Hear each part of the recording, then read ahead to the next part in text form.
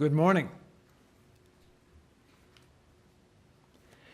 During the declared emergency in the City of Toronto, Committee of Adjustment virtual public hearings are being conducted by electronic means through WebEx, an online digital platform, and streamed on the Toronto City Planning YouTube channel. These measures are necessary to comply with physical distancing requirements and a provincial order that limits attendance at public gatherings. My name is Bruce Mullock. Panel members this morning are Carl Knipfel, Larry Clay, and Zahir Bayat. This will be a virtual public hearing. Participants who have registered in advance will be able to make their presentations to the committee using WebEx, an online event platform that is being moderated by city staff. Anyone wishing to view the hearing may do so by watching on YouTube. Participants who have registered in advance will be connecting either by computer, phone, or tablet app. All participants will automatically be muted on entry. When his or her item is called, each participant will be unmuted by the moderator, one person at a time. Only the committee members will be participating by video. The registered participants will be participating by audio only. We ask that you also mute your devices until you are called upon to speak. We acknowledge that the land we are meeting on is the traditional territory of many nations, including the Mississaugas of the Credit, the Anishinaabe, the Chippewa, the Haudenosaunee, and the Wendat peoples, and is now home to many diverse First Nations, Inuit, and Métis peoples. We also acknowledge that Toronto is covered by Treaty 13 with the Mississaugas of the Credit. In accordance with Sections 45 and 53 of the Planning Act 1990, as amended, this meeting of the Committee of Adjustment of the City of Toronto is called to order.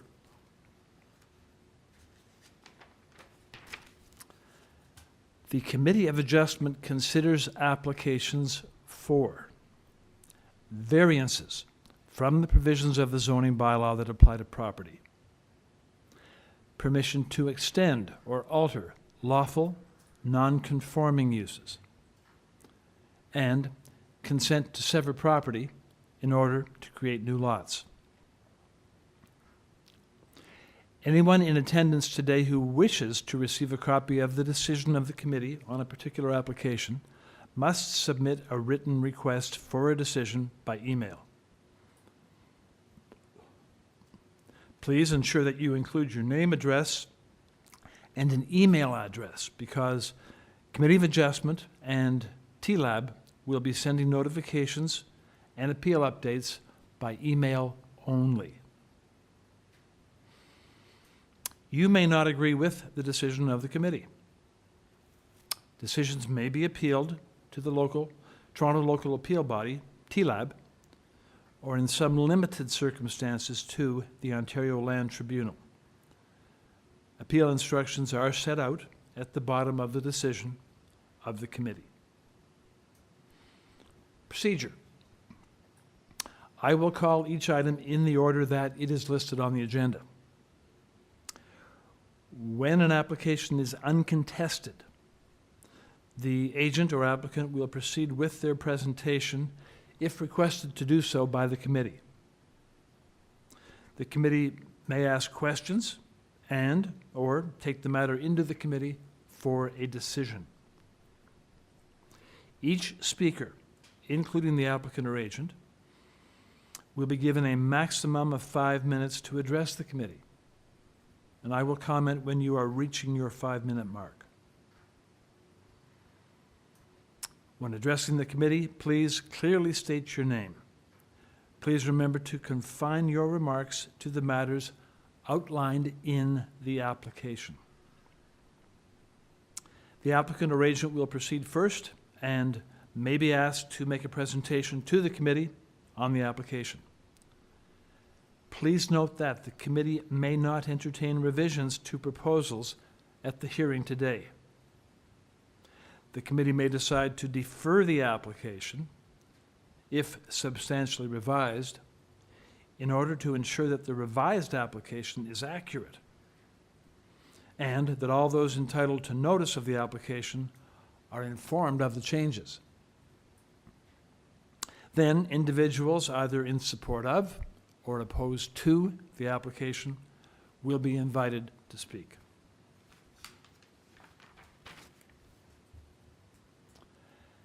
Committee members may ask questions of each speaker after the speaker has finished their presentation. When all the speakers are finished, the applicant or agent will have an opportunity to rebut, but only those issues that were raised by the speakers. And that will mark the end of discussion.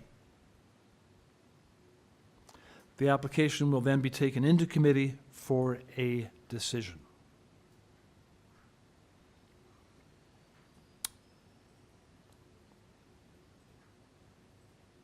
Madam Deputy Secretary Treasurer, have the minutes been considered by the members? There are no minutes to be adopted today. Thank you.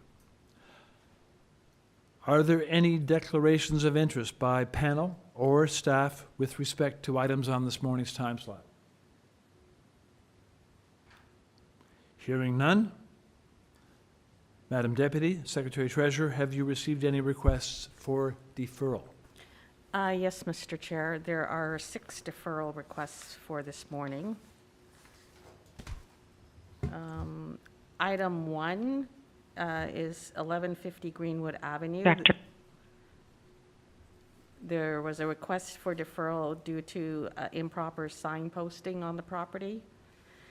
Item number 3, 129 to 141 Vaughan Road. There's a deferral request from the councillor. Item number 4, 296 Broadview Avenue. There's a deferral request from the agent. Number 9, there's a 263 Inglewood Drive. There's a deferral request from the agent. Item 11, 45 Winter Circle. There's a deferral request from the agent. Item 15, 16 Beechwood Crescent. There's a deferral request by Urban Forestry and the agent. And those are the deferral requests this morning. Thank you very much.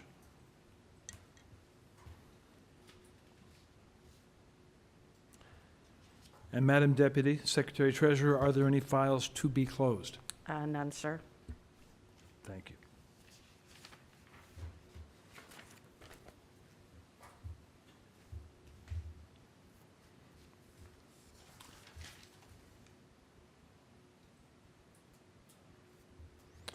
Okay, let's then begin with item number 1 on our agenda, which does involve a deferral request.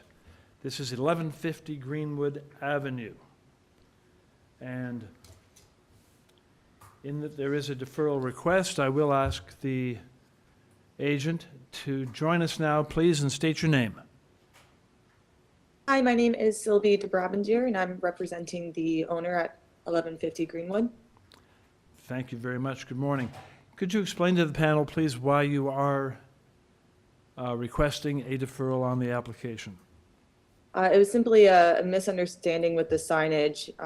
The owner of the property had posted the sign, and by the time that they sent the photo so that we could get the sign declaration out, it was realized that they had posted an improper size of sign, and we were unable to rectify the situation prior to the deadline. Thank you very much. Panel, any questions for the applicant? In that case, I shall look to panel members for a motion with respect to the request. Mr. Nipfel. Mr. Chair, if I may. Yes. We have one speaker registered to this application. That speaker's in support, correct? They are. I just want to give you a heads up in case. Oh, okay. In that the speaker is speaking in support rather than opposition, I think we can do a motion. Mr. Nipfel. Go ahead. Mr. Chairman, I'd like to move deferral as requested to allow the applicant to post a correct sign. Is there a second to that motion? It is seconded, Mr. Bahat. So moved and seconded to defer. Those in favor, show of hands, please. And that's a unanimous vote. The motion's carried. The application is deferred. Thank you. Thank you. Item number 2. 59 Harshaw Avenue. And on this application, the panel has before it items submitted by the applicant. There's a staff report from Engineering and Construction, and there is a staff report from Urban Forestry. There is correspondence in support in the form of 24 form letters signed by owners and occupants of addresses on Harshaw. And those numbers are 8, 20, 30, 37, 45, 48, 22 Methuen, 39, 49, 61, 63, 70 Harshaw, 20, 37, 47, 48, 49, and 70 Harshaw, plus 22 Methuen once again. Additional information received February 1, and 30, 47, and 61 Harshaw. So, moderator. The agent's with us? Yes. Very good. Yes. I'll ask you to join us, please, by stating your name. Hello, my name is Gus Skarlatakis. Is my microphone setting okay? Yes, we hear you clearly. Thank you. Okay, then, panel members, on this application, are there any questions for the applicant, or would you like a presentation? Questions for the applicant? Okay, I do have a question with respect to the below-grade garage.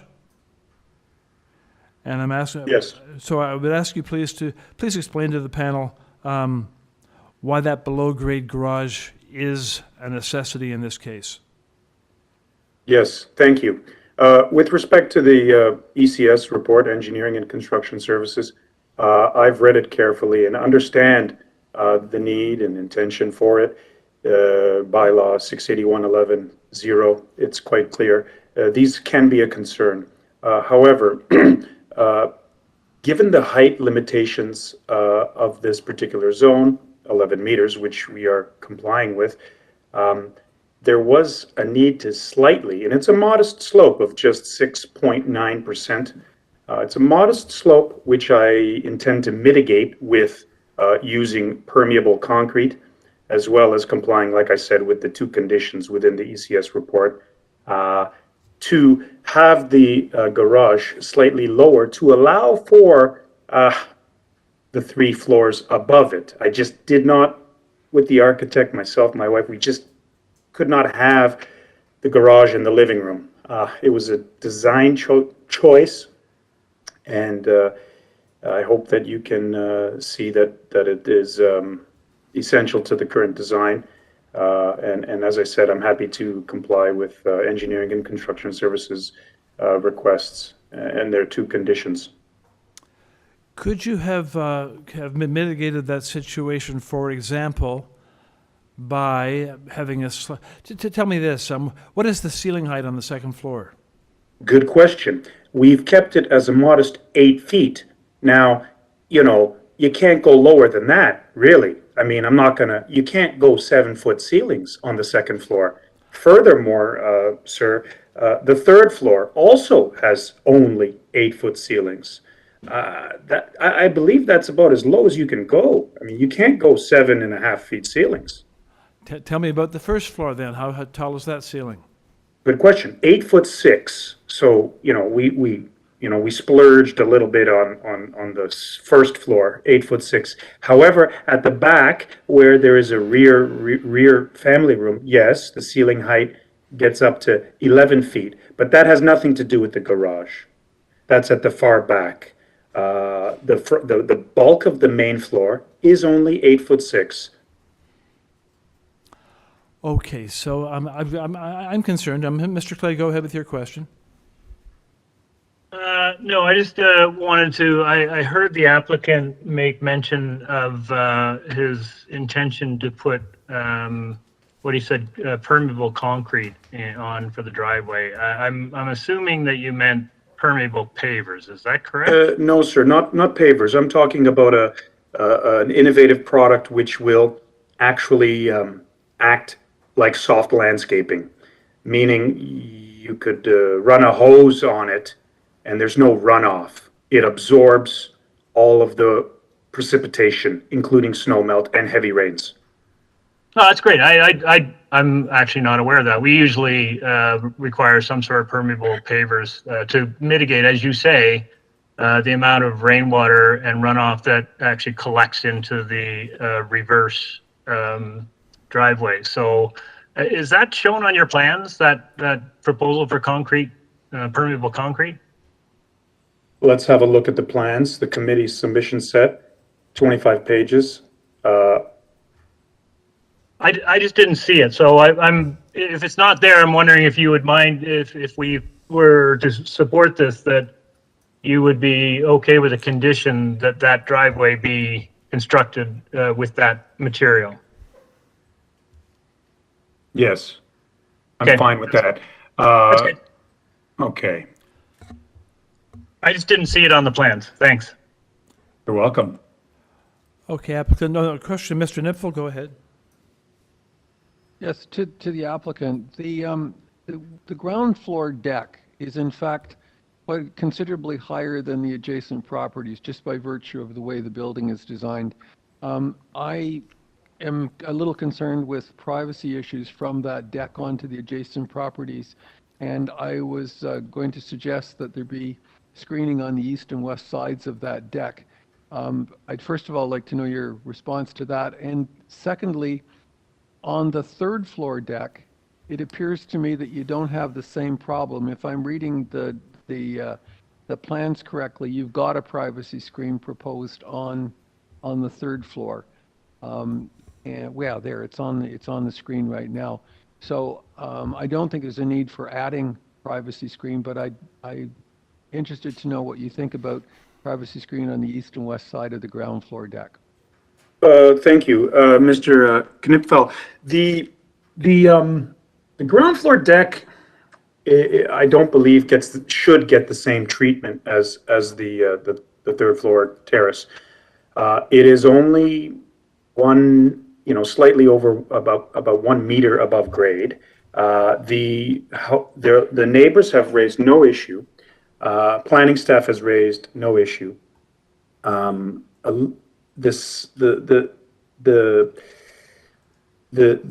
insertion of a privacy screen to our deck, I think, in the overall context, would do more harm than good, in my opinion.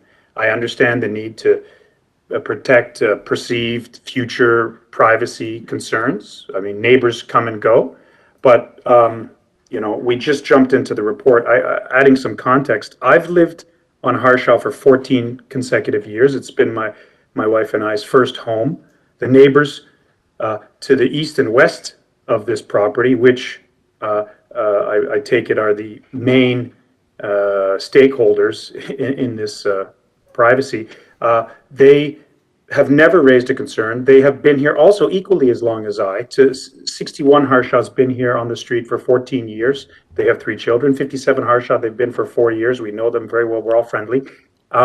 Besides, it's a bit redundant. I mean, the fences in the backyard are 7 feet high, including the 1 foot lattice. So this screening on the deck would be redundant in the sense that it's about a foot away from a fence that's pretty much just as tall as the privacy screening on the deck would be. Okay, fair enough. Thank you. You're welcome. Other questions, panel? I have Mr. Bahat, go ahead. Just a quick one. I heard the presentation with regard to the permeable concrete. I have seen something on, I'm not sure if it was a YouTube issue or something that I was looking at, where there is something out of presumably Europe, it is a permeable concrete and water percolates down below. Is there a form of catchment? First of all, is that the type of material you're using? And when the water does percolate through the concrete, does it go directly into the lands, into the earth, or is there a drainage system below? Just out of curiosity. Yes, sir, Mr. Bihat.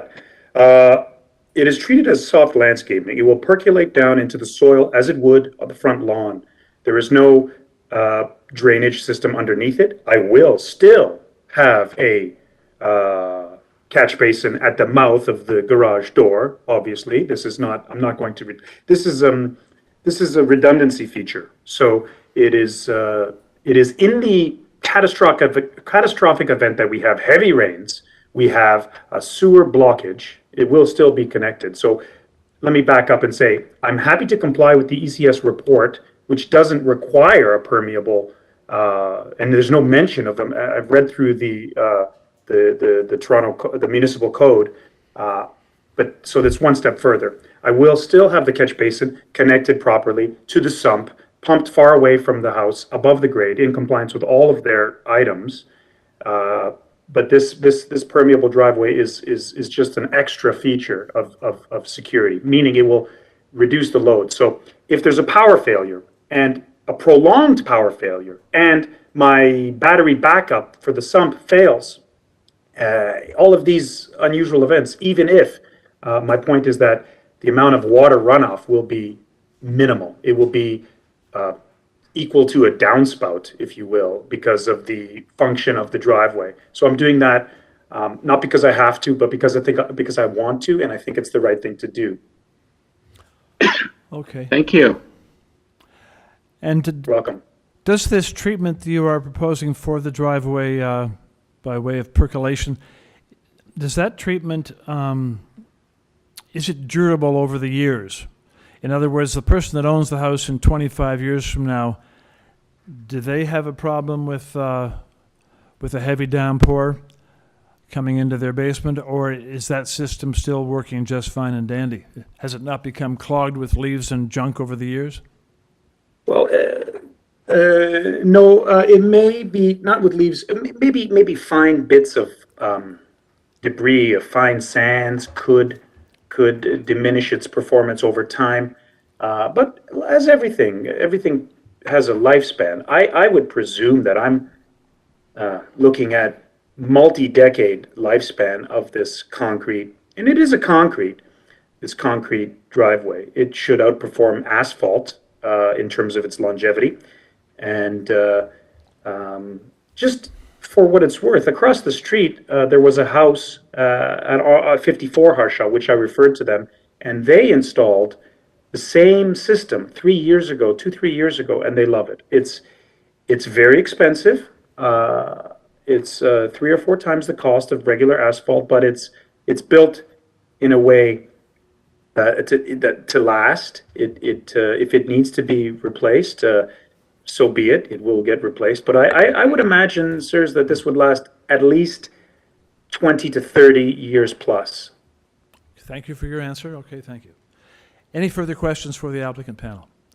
In that case, we can take the application into committee for some discussion and a decision. Mr. Clay, go ahead. Yeah, so I'm pretty comfortable with this application. It has tons of support from both adjacent neighbors and surrounding neighbors on the street.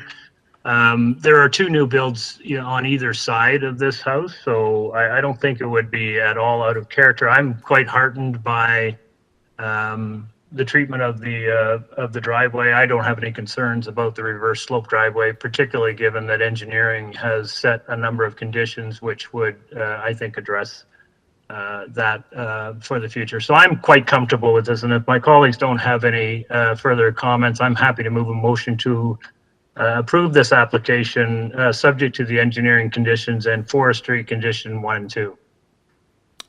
Thank you. There's a second for that. It's Mr. Nipfel first. Yeah, could I just make a comment? Larry, would you be open to an added condition that the 3rd floor terrace provide privacy screening as shown on drawings A4.03 and A4.04? Because it's quite Yep. clear on those drawings. Yeah, Okay, yeah, for sure. I saw that they had screening in there, but I'm happy to tie it to plat plan, sure. Okay, with that, I'm happy to second it. Okay, staff, have you got that amendment to the motion? Okay. So we will be voting on the amended motion, which is moved and seconded. Those in favor, show of hands, please. And those opposed, let the record show that Mullock was opposed. The motion is carried, and the application is so approved. And the panel moves on to item number 3. And on this application, the panel has before it. Good morning. Just a David Morse. Good morning. We just have, I want everybody to know what the materials are that the panel is working with. So just applicant, stand by for a moment, please. Because there is quite a volume of information here that the panel has been going over. There's the submission of information by the applicant. There's a cover letter from the agent, 24 December. There's an arborist report, engineering and transportation staff, site control application, presentation material from the agent, February 1st. There's a shadow and sun study. There's a transportation impact study. There is correspondence to the agent, or from the agent, received 29 October. There are staff reports from engineering and construction, from urban forestry, from community planning, and from transportation services. There is as well a letter from Councillor Laszlo. And there is correspondence in opposition from 93 Maplewood, 145 Vaughan Road, 143 Vaughan Road, and 151 Vaughan Road, unit number 2. So now we'll ask the agent to join us, please, by stating your name. Good morning. My name is David Morse of Bousfields Inc. I'm the agent to the property owner. Good morning to you. Okay. So moderator, just to check with you, we do have speakers registered in opposition? Mr. Chair, we do. Mr. Chair, this application has a deferral request. Thank you very much. Okay. So let's begin, applicant. If you could explain to the panel, please, the reasoning behind your request to defer. Thank you. So we've been in contact with the councillor's office as well as the planning department. It came to our attention that the public meeting notice that was initially circulated didn't include all of the variances. So we had coordinated with the application technician to update the public meeting notice. However, there was some confusion with the surrounding neighborhood as to additional variances being added. So in order to address the confusion and in consultation with both the planning department and the councillor's office, we would like to host a community consultation with the surrounding neighbors to explain the application and to provide them with the proper documentation. But to just confirm, we have submitted a zoning review which listed all of the variances. However, they were not accurately included in the first public meeting notice. So we would like to respectfully request a deferral and agree with the councillor's office on the deferral so that we could jointly host a community consultation with the surrounding neighbors to explain the variances to them. Thanks for that. So if I understand correctly, the actual public notice that is before the panel this morning is not complete. It is deficient of some variances. The public meeting notice was actually updated to include all of the variances. However, due to the two public meeting notices floating around, there was some confusion. So we wanted to take the opportunity with the councillor's office to explain that to the community. Okay. Okay, then, now I'm going to then just quickly check with those that are registered to speak and to make sure that they understand the issue. And it sounds to me as if it would be improper for us to go ahead and consider this application because it's missing variances. So let's just, we'll put on the first person standing by in opposition, please. Mr. Chair, the first Okay, person good. registered to speak, we've called and emailed and we can't get a hold of her, but she has the same email as another person registered, so maybe we'll move on to the next person. Let's go to the second, that's fine. Christine, you've been unmuted, you can go ahead. Christine, I've muted you, but you need to just use one device. I think you've registered with 3 separate devices, and they're all giving off feedback. So if you just use one device, then you won't be giving off any feedback.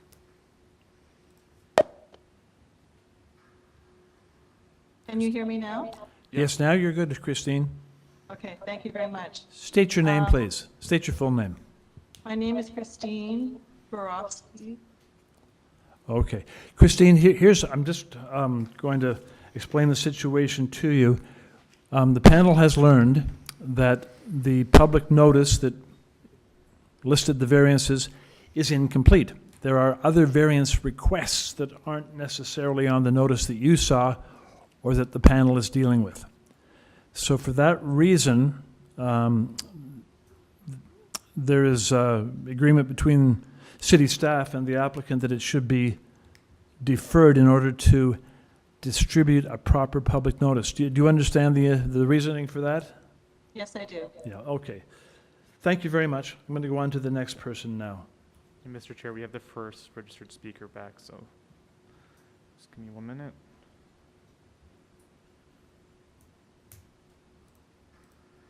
Helen, you've been unmuted. You can go ahead. Good morning. Helen Borowski, you've been unmuted. You can go ahead. So we'll move on to the next person registered. It's Teresa. Teresa, you've been unmuted. You can go ahead.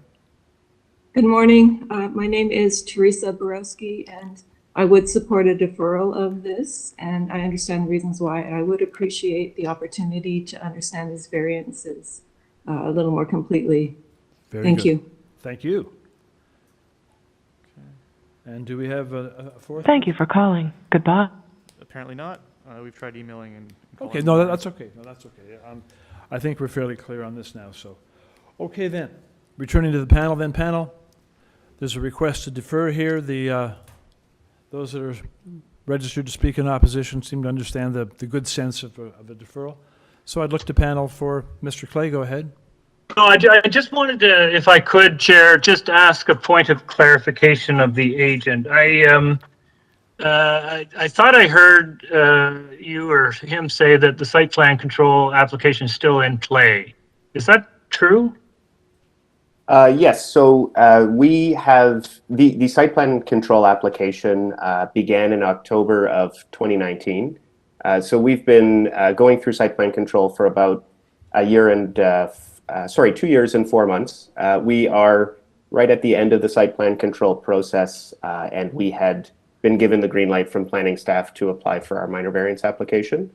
But we are nearing the end of the process, but it is still ongoing.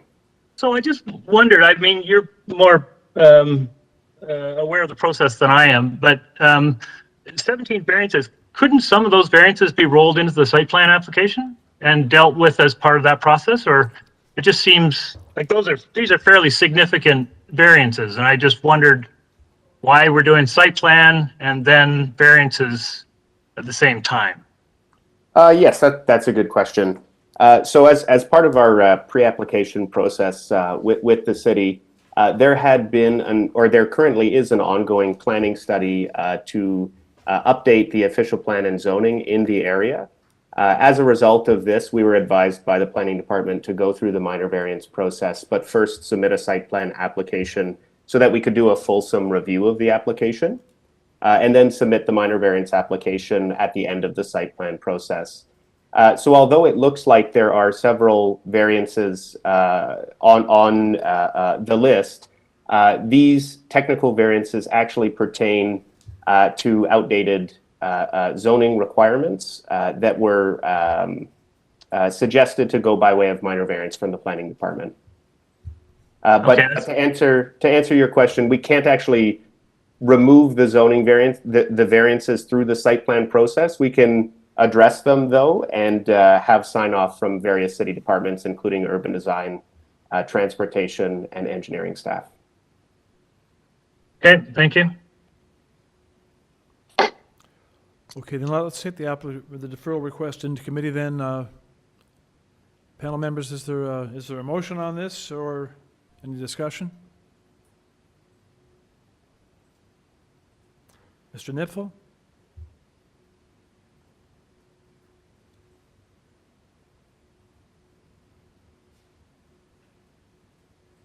Hey, Carl's muted. Sorry. Mr. Chairman, I'd like to move deferral of the application to allow the applicant the opportunity to update his application and also to meet with the community. Thank you. Second there, seconded by Mr. Byatt. Moved and seconded to defer. Those in favor, show of hands, please. Mr. Byatt, unanimous vote to carry the motion and the application is deferred. Panel moves along to item number 4. 296 Broadview Ave. On this application, panel has before it applicant's materials, cover letter from the agent, a 2012 Committee of Adjustment decision, parking studies, presentation materials from the agent, and a deferral request from the agent dated Feb 7. So let's have the agent join us by stating your name. Good morning, Mr. Chair and committee members. My name is Christian Chan of C2 Planning. I'm agent and land use planner on behalf of the applicant, Broadview Place Limited. Thank you. Okay, Mr. Chan, if you would please explain to the panel the reason that you would like to see the application deferred this morning. Yes, thank you, Mr. Chair. So just to explain, this deferral request is pursuant to discussions with Hughes Room for the Performing Arts Limited, which is an artist's not-for-profit.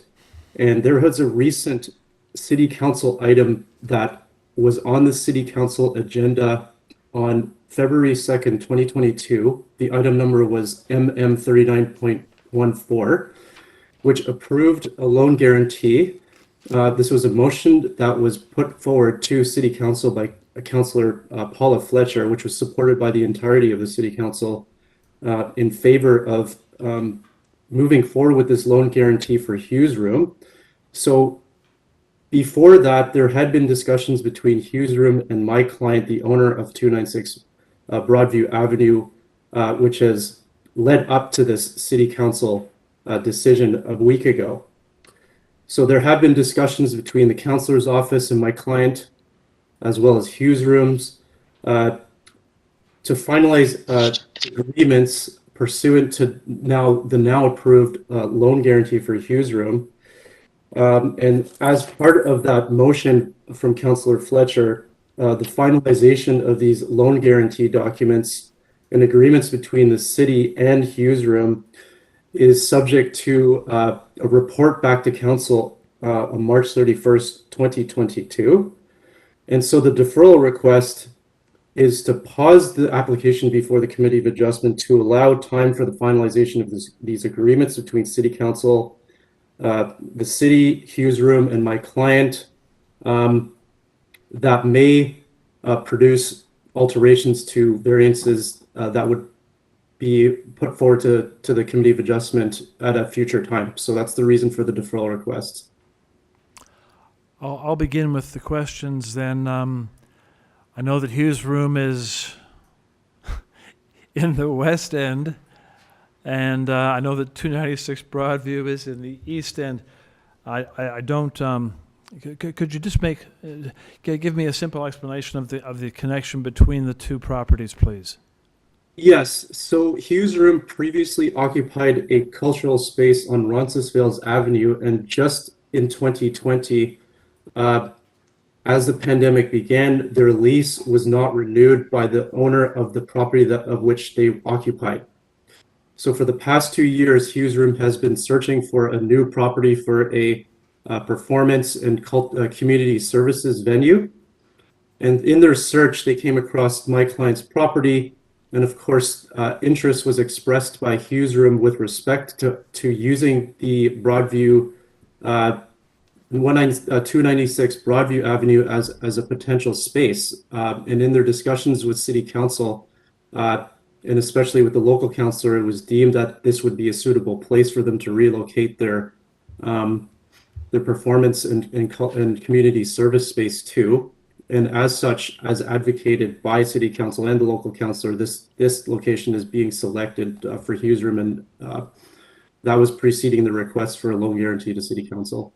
So despite the fact that it is on the other side of the city, Hughes Room is pursuing this as where their relocated concert venue and community services space is desired to be. Thank you for providing that clarity on it. Okay, now I get it. Okay. Okay then, there are speakers who are standing by on this application registered. So let's go to the first registered speaker in opposition, please. Sven Diedick, you've been unmuted. You can go ahead. Good morning. Good morning. Hi, my name is Sven Dedek. We actually joined this hearing. So we are the owners of the property 25 Mount Stephen, which actually is just behind this proposed 296 Broadview Avenue application. So we were clearly interested. Just a moment, sorry. please. The speaker, okay. Oh, okay, I see Sven. Okay, very good. Okay, thank you. All right. Yep. So we originally joined actually when the variances that were being sought were, I believe, for a furniture showroom.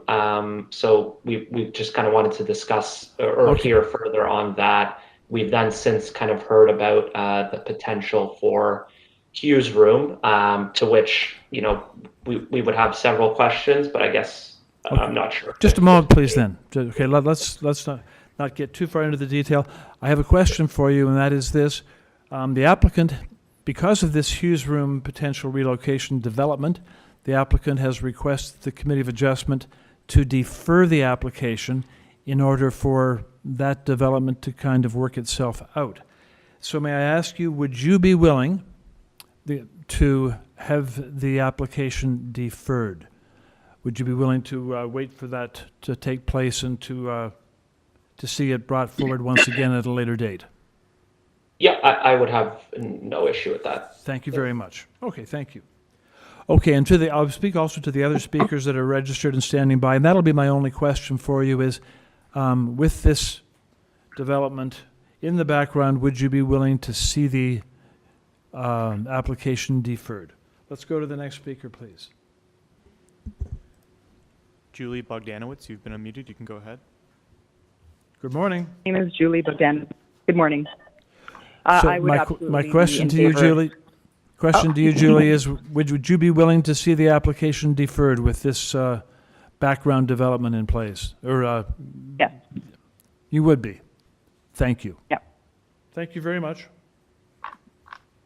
Lily Chan, you've been unmuted. You can go ahead. And I don't have a problem with the deferral. You have a problem with it? Go ahead. No, I don't have a problem with Oh, no, the you don't have a deferral. problem. Okay. Okay, Yeah. fine. Thank you very much for that. Okay. Lance Yee, you've been unmuted. You can go ahead. Hi, no problem with the deferral. Thank you.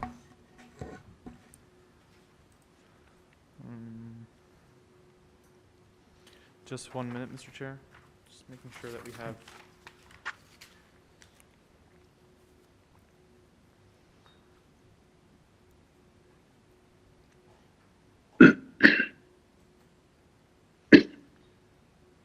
Diane Bashar, we've emailed and called, but it appears she's not with us. Okay. And the last registered speaker.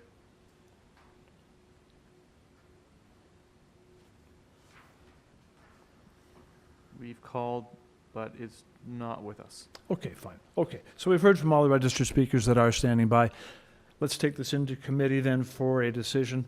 Panel, in that review of registered speakers, we don't appear to have anyone who's opposed to the deferral, but the decision is up to you. Mr. Clay, go ahead. Yeah, no, I think this is a reasonable request to allow time for reconsideration of the actual use on this site. And as an aside, I've been to Hughes Room several times over the years. It's a wonderful place, and I do, not to prejudice the future application, but I do hope they're successful.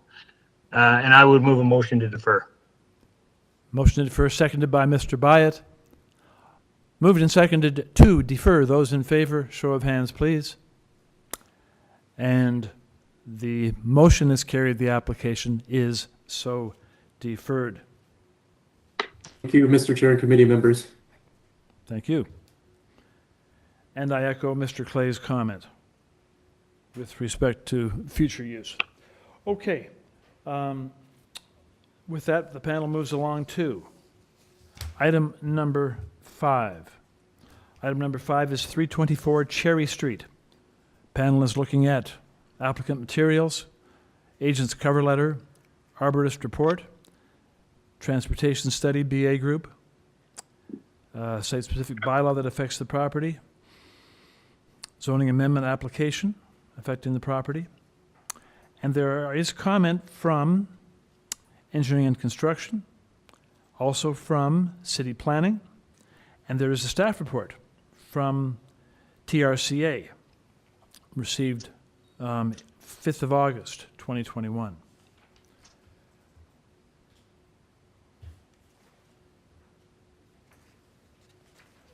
And with that, we'll ask the agent please to join us by stating your name. Good morning. My name is Andrew Franchik. I am a principal of W&D Associates. We're the planners retained by the owners of the site. We've been assisting them with their various applications, including their committee of adjustment application. Thank you. Good morning to you. Okay, panel members, any questions for the agent? Any requests for a presentation? Hearing none, I'll look to, if we can take it into committee for a motion. Mr. Byatt, go ahead. Thank you, Mr. Chair. I think this is a fairly straightforward issue.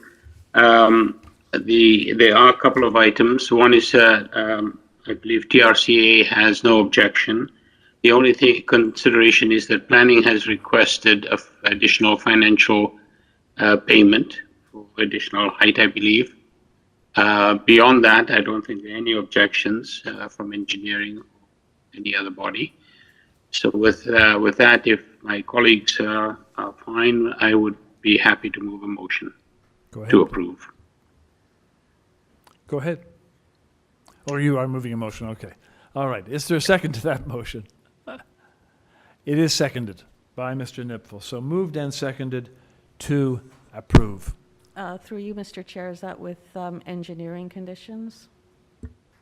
Okay, I've been reminded by the Deputy Secretary Treasurer there is an engineering condition. It Do we wish deals to? with, street naming and numbering. Thank you. So. Thank you. So we will amend the motion to include that engineering condition, please.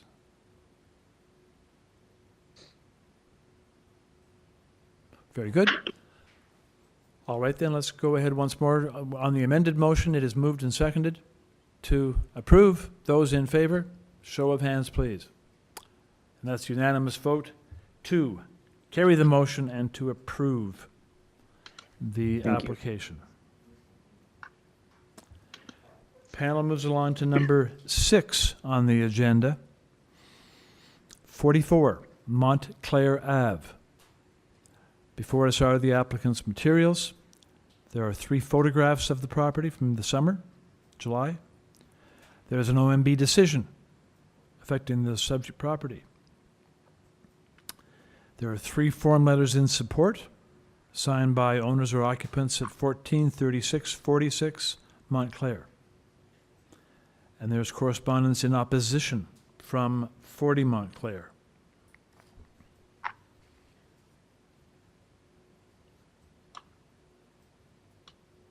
So we'll ask the agent to join us, please. By stating Hi your name. there, I'm Drew Laszlo, agent for the owner. Thank you very much. Good morning. Let me just check with the moderator. Moderator, do we have a person standing by in opposition? Yes, Mr. Chair, we do. We do. Okay, Mr. Laszlo, you have 5 minutes to present your application to the panel. Please go ahead. Okay, we are just proposing, for all intents and purposes, a one-story rear addition. We are adding a little second-story addition as well, but the vast majority of the proposal is for this one-story rear addition. We need 3 variances as a result. Excuse me, first variance being the FSI. Now, we are asking for 99% or 0.99, where 0.35 is permitted. One thing I'd like the committee to know is the basement is included in that calculation. So we are not actually at 99%. We are really at about 69% for the ground, second, and third floors.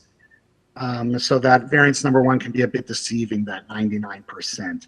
Variance number 2 just is referring to the deck itself. The side setbacks of the proposed addition, they conform. So it's only the side setback of the deck, which is, we're supposed to be at 1.5 meters. We're proposing 0.77 meters. But again, the addition itself complies. It's only the deck that we need that variance for.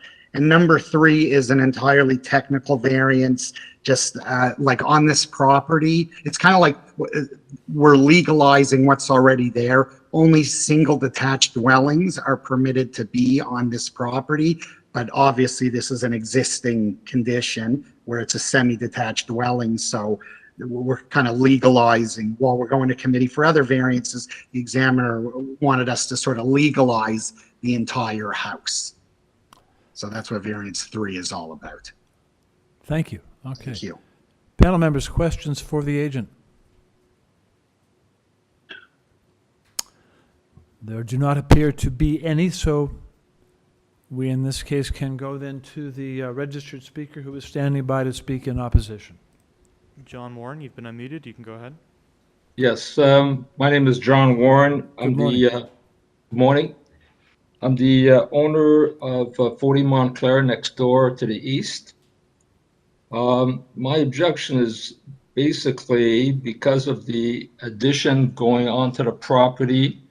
It's not a big property, and it will decrease their exposed land substantially for purposes of water runoff and rainfall, snow melting. And our concern is that because of the slope of the property, the water flow will come into our backyard and compromise the back end of our property, possibly eroding some of the land and so forth. Because once this addition goes on, there'll be that much less land available for their own water absorption. So this is where our issue is. And also I've submitted some pictures showing the slope of the land and our concern about the water flow onto our property. Very good. Thank you. Let's see if there are any questions for you from the panel. Panel? Mr. Nipfel, do you have a question? No. Yes, Mr. Warren, the drawing that's on the screen right now indicates that the property immediately to the east is number 38. I'm having trouble determining where your property is, and is the drawing that we have before us incorrect? That's correct. It's not number 38, it's number 40. So the drawing is incorrect. So the drawing that we have that shows 38, that's actually your house? That's correct. Okay, thank you very much. Okay, then, let's go back then. If there are no further questions, let's go back to the applicant for rebuttal. Yes, okay, so number one, yeah, I apologize about that typo there. We took that from the survey. Apparently, it's incorrect on the survey as well. But now that that's all cleared up, as far as drainage is concerned, there's still a lot of property behind what's being proposed today. You know, it's quite a deep lot. And we obviously know we're not going to be draining on anybody's property. I don't believe this addition is going to worsen the situation. Even though yes, we are covering up, I guess, green space that would absorb runoff. Anything that's being collected on the roof will be directed towards the back of the property, and by no means will there be any additional water going on number 40. Okay, a quick question for you, Mr. Laszlo. And I realize that your application does not involve a coverage variance, and I understand the FSI impact that you mentioned with respect to the basement being included. So I get that, but even though the coverage doesn't lead to a minor variance, do you happen to know what the figure is of coverage under your new proposal? So I'm sorry, the actual coverage as opposed to like the coverage of the footprint, lot, yeah. The lot coverage by the proposed dwelling would be what, do you know? You know what, unfortunately, I guess it would be, if you bear with me, I can quickly calculate it for you, just because as you know in Toronto, take you a don't minute. go by coverage, so that's why Take you a don't have minute. those on the statistics or anything. But if I was just to get the, the ground floor area, which is, the proposed ground floor area, which is, I'll do this for you right now. I'm just going to use some round numbers, 1250, and I'm going to say our lot area is 3540. The magic number would be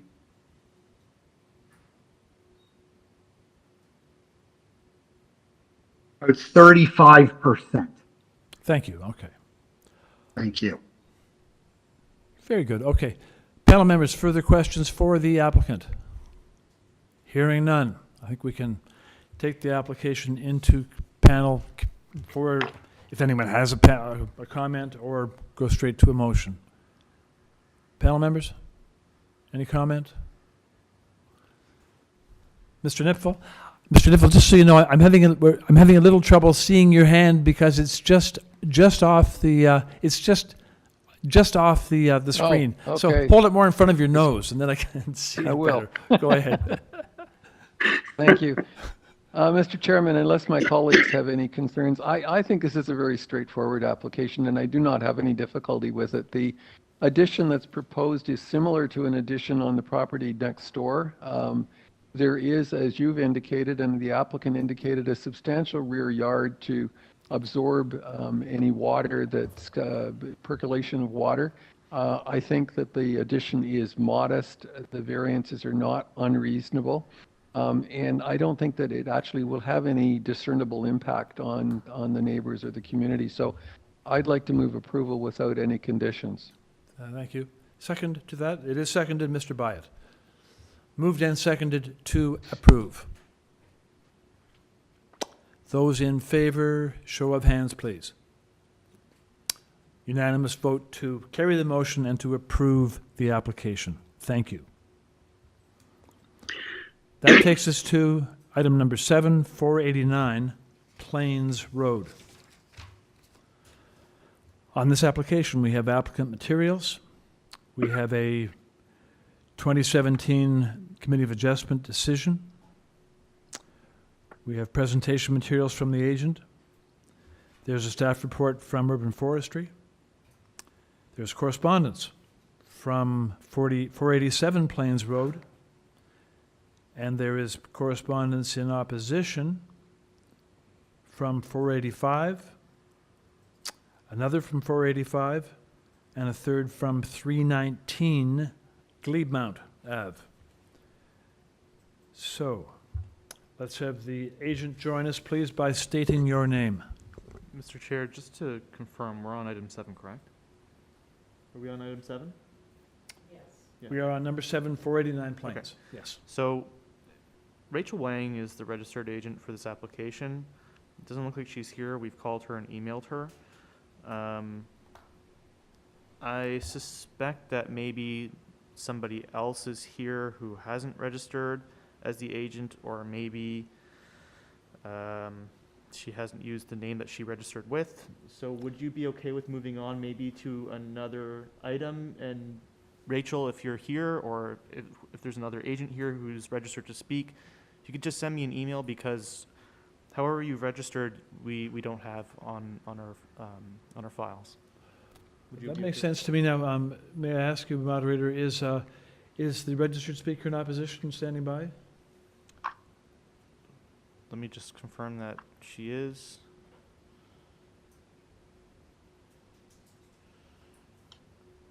She was, but it seems that she's no longer here. She's no longer here, okay. Yeah. Let's, in that case, set number 7 aside, and you could maintain your efforts to establish contact with someone on the agent's team. Very good, thank you. That'll take us to number 8 then. 69 Gothic Ave, where we are looking at the materials submitted by the applicant, and we also have before us an urban forestry staff report.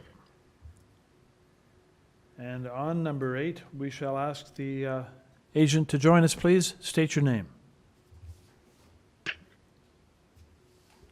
Ida, you've been unmuted. You can go ahead.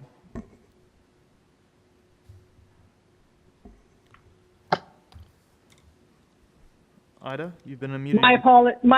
My apologies. Good morning. My apologies. My phone was muted. Good morning. Good morning, Mr. Chair, members. Ida Evangelista on behalf of the owners for 69 Gothic. Thank you very much. Okay, just stand by for a moment. I'll check with panel members. Panel members, any requests for a presentation here? Are there any questions for the applicant? There is a question, Mr. Nipfel. Go ahead. I have a very simple question. Can you tell me if, based on the information we've got, it appears that this is part of a condominium. Is that correct? And if so, does the application have the approval of the board of directors?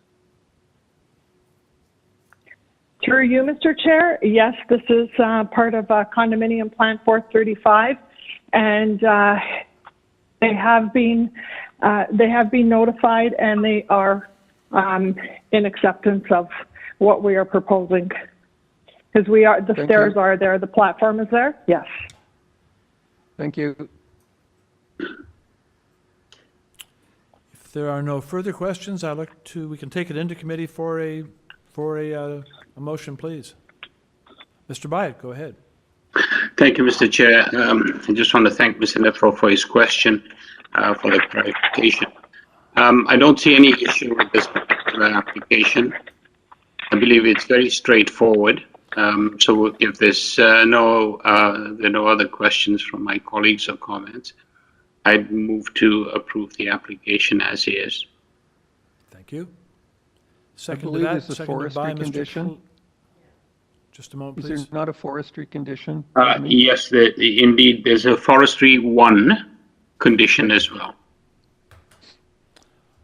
Okay.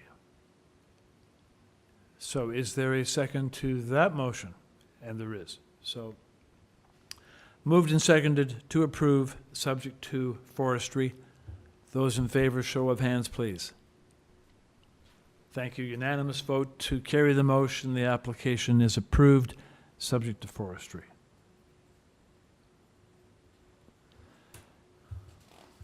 And we move along to number 9 on the agenda. 263 Inglewood Drive. Here the panel has before it applicant materials. There's a deferral request submitted by the agent, Peter Higgins. So, let's go to the agent now then, please. Hello, Mr. Chairman. This is Peter Higgins of Peter Higgins Architect Incorporated. Good morning to you.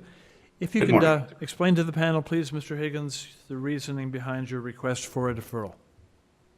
Thank you, sir. We have been dealing with many of the neighbors, but in particular, the two immediate neighbors to the east and to the west who had, from the beginning, concerns about things like stormwater runoff on the properties, because the properties do slope in a couple of directions, and each of them have had some stormwater issues, each of the neighbors, as well as my client. So we have engaged in a stormwater consultant, and we've done sun shadow studies, etc., in order to try to confirm to the neighbors that there will be no issue. We have revised the design to be more in keeping with what they're hoping to see in terms of impact on their properties.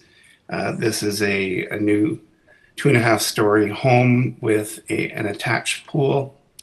And the attached pool is really the issue for the neighbors in terms of its depth and its length. So we are, I believe we have a new meeting scheduled if you will allow for this deferral.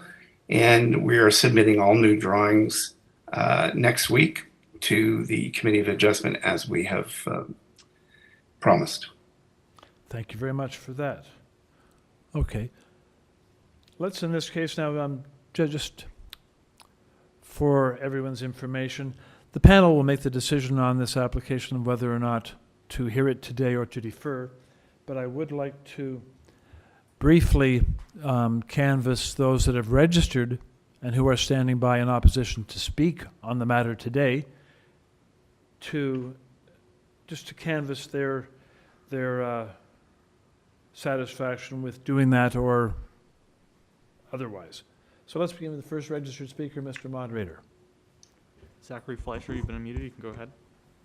Hi there. Thank you, Mr. Chair. My name is Zachary Fleischer, and I'm here on behalf of the owners of 265 Inglewood Drive, which is the adjacent neighbor to the north. Okay. We've been working with the applicant to make changes to the proposal, and we support the request for adjournment to give us more time for them to alter the proposal and come to something that we can hopefully all agree to. Thanks very much. That is appreciated. Okay, let's go to the next registered speaker. Rod Malcolm, you've been unmuted. You can go ahead. Thank you. I have no issue to the deferral. Thank you. I'm sorry, could you state your name, please? Rod Malcolm. Thank you, Mr. Malcolm. Okay, I appreciate have it. no issue to the deferral request. That's fine by me. Very good. Thank you for your participation. James Wallace, you've been unmuted. You can go ahead. James Wallace. I have no issue with deferral. Thank you. And Jess Bush, you've been unmuted. You can go ahead. Yes, good morning. I'm at 261 Inglewood, right next door, and I too support the request for a deferral. Thank you very much. Okay. Let's go back then. We'll take this matter into panel for a motion. Panel members, you've heard from the speakers registered, so I'd look to one of you for a motion, please, on the deferral request. Mr. Nipfel, go ahead. Mr. Chairman, I think this is quite a reasonable request for deferral. I'd like to move deferral to allow the applicant the opportunity to make revisions and to consult with the neighbors. I have a question as well. On the purpose of the application, it mentions that there's a rooftop terrace. When I look at the plans, the term suggests a very large open space. There's basically a fire escape balcony, a tiny little balcony. Is that what is referred to as the rooftop terrace? And if so, I'm wondering if a rewording of the purpose would be greater clarification. Thank you, Mr. Nipfel. I would agree completely. It is exactly as you stated. It is a third floor emergency escape that is certainly not a terrace as we all know it. Okay. Okay, thank you. Okay, Mr. Nipfel has moved for adjournment, or for deferral, pardon me. Anyone to second that? That is seconded by Mr. Byatt. So it is moved and seconded to defer. All those in favor, a show of hands, please. Thank you. A unanimous vote to carry that motion, and 263 Inglewood is deferred. Panel moves to item number 10, 620 Bathurst. Here before us are the applicant's materials. There are 4 photographs of the property from August. And there is support correspondence. 2 form letters, one from 622, one from 618 Bathurst Street. So let's have the agent join us, please. Just state your name. Hello, my name is David Riley from SGL Planning and Design. Good morning. Good morning. Okay. Panel members, any questions for Mr. Riley? Would you like a presentation from Mr. Riley? No presentation necessary, but I would just ask the agent for a brief explanation as to why the 2 extra units were constructed without the benefit of permits. Certainly happy to respond to that question. The current owners are actually new owners to the property and weren't the ones that did the construction of those 2 extra units. So I wouldn't be able to answer that question directly as to why they were constructed. But certainly through this application, the new owners are looking to legalize and through the renovations have the 5 dwelling units approved as well as the laneway suite. Hopefully that provides some clarification there.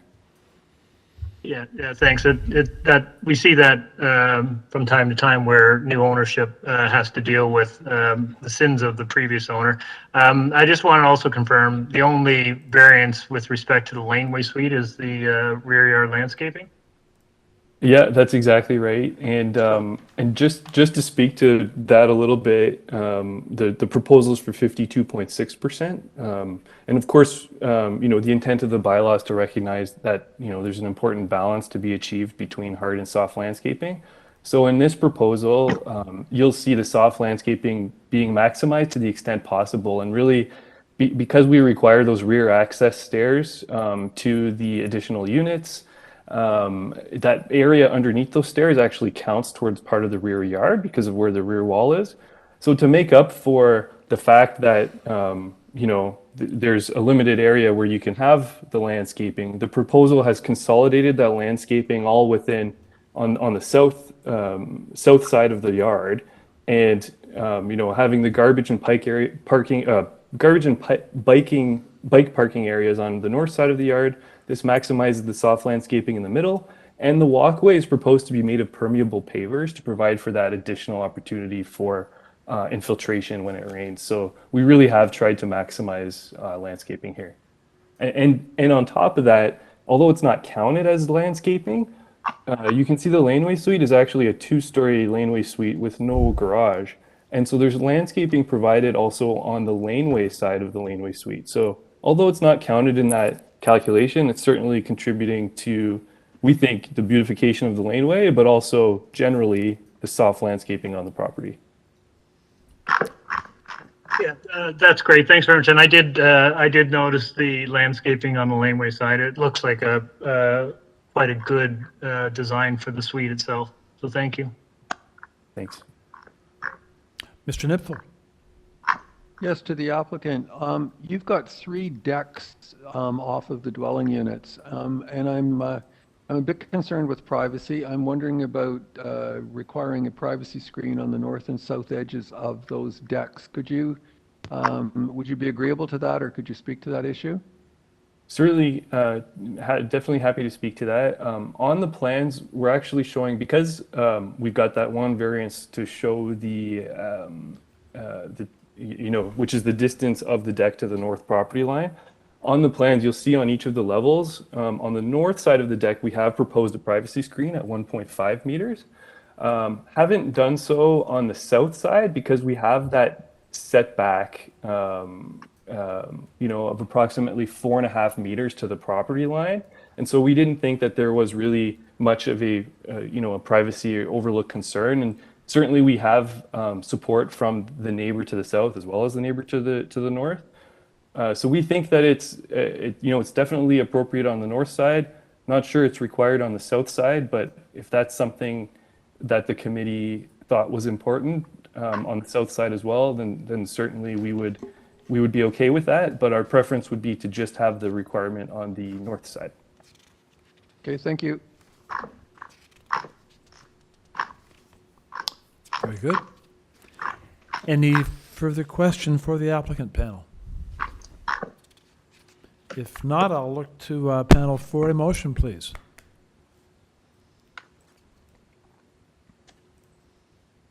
I'm happy to start, Chair. I thought this was a reasonable proposal on a busy street where the massing tends to go towards the back. I'm pleased to see that we are in a process of legalizing the number of units for this site. I like the laneway suite. I thought it was a good design. I'm not concerned about the backyard soft landscaping because there are permeable pavers and there is that additional strip on the laneway side. Carl, what do you want? I'm happy to support this, but Carl, do you want additional? I'm agnostic about the screening on the third floor, given the explanation, but happy to take your advice. I think the explanation was quite reasonable. I think what might be useful is to indicate that the decks are to be screened as shown on the plans, and I'm happy with that. Okay, as am I. So I'm happy to move a motion to approve this application, subject to Carl's suggestion that the decks are constructed according to the plans submitted. I don't believe there are any other conditions. Thank you. Is there a second? The only other condition. Sorry, go ahead. I'm sorry, I didn't. Go ahead, Carl. No, go ahead. Now's the time. Larry, I wondered if you wanted to add the additional condition we have about not condoning development without approvals, even notwithstanding the explanation. Yeah, no, that's always a good thing to put in. I do take the applicant's point that, you know, these things are purchased with illegal stuff in it. It is unfortunate. It's different when the applicant is the person that is doing the illegal work, but I take your point. So certainly put a comment, I think we typically do about I think the standard comment about not condoning work being done without the applicable permits. Very good. Is there a second to that amended motion? It is seconded. Mr. Byatt. So moved and seconded to approve. Those in favor, show of hands, please.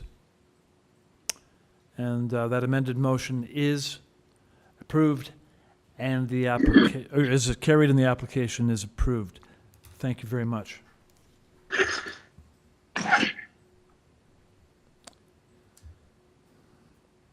I'll just check back with the moderator at this stage. Moderator, do you think number 7 is with us now?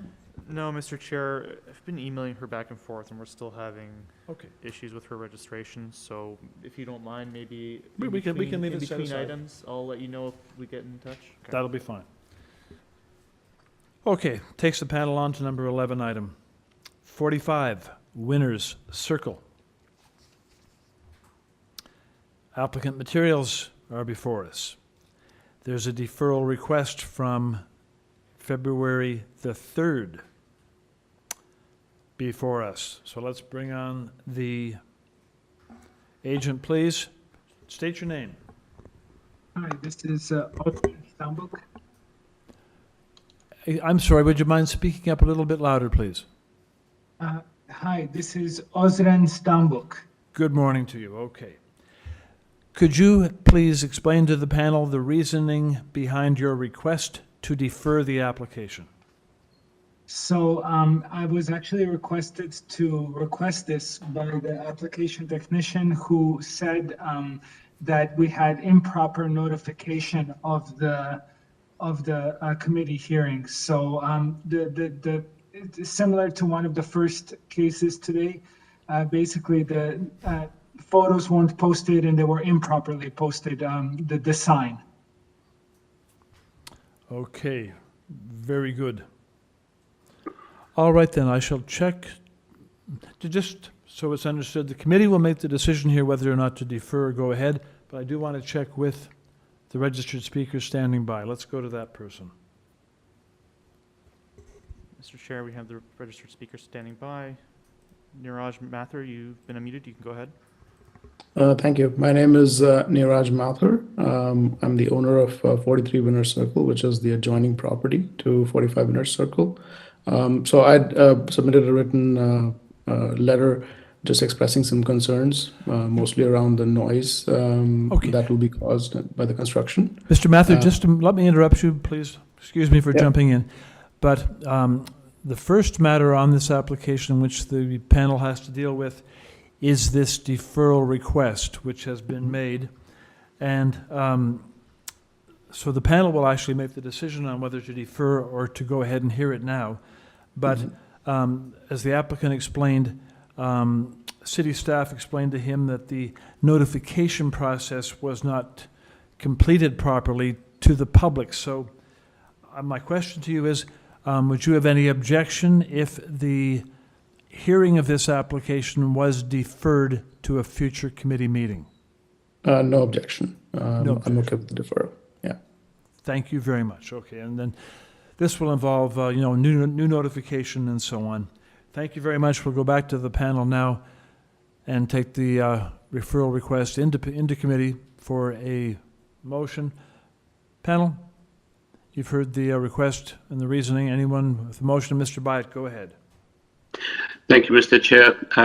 I'd like to move motion to defer as per the request. Thank you. Second on that. It is seconded, Mr. Nipfel. So moved and seconded to defer in order to allow proper notification. Those in favor, show of hands, please. And that's a unanimous vote to carry the motion. The application, therefore, is deferred. Mr. Chair? Yes. We have the registered agent for item 7 now. We figured out what the issue is. Okay.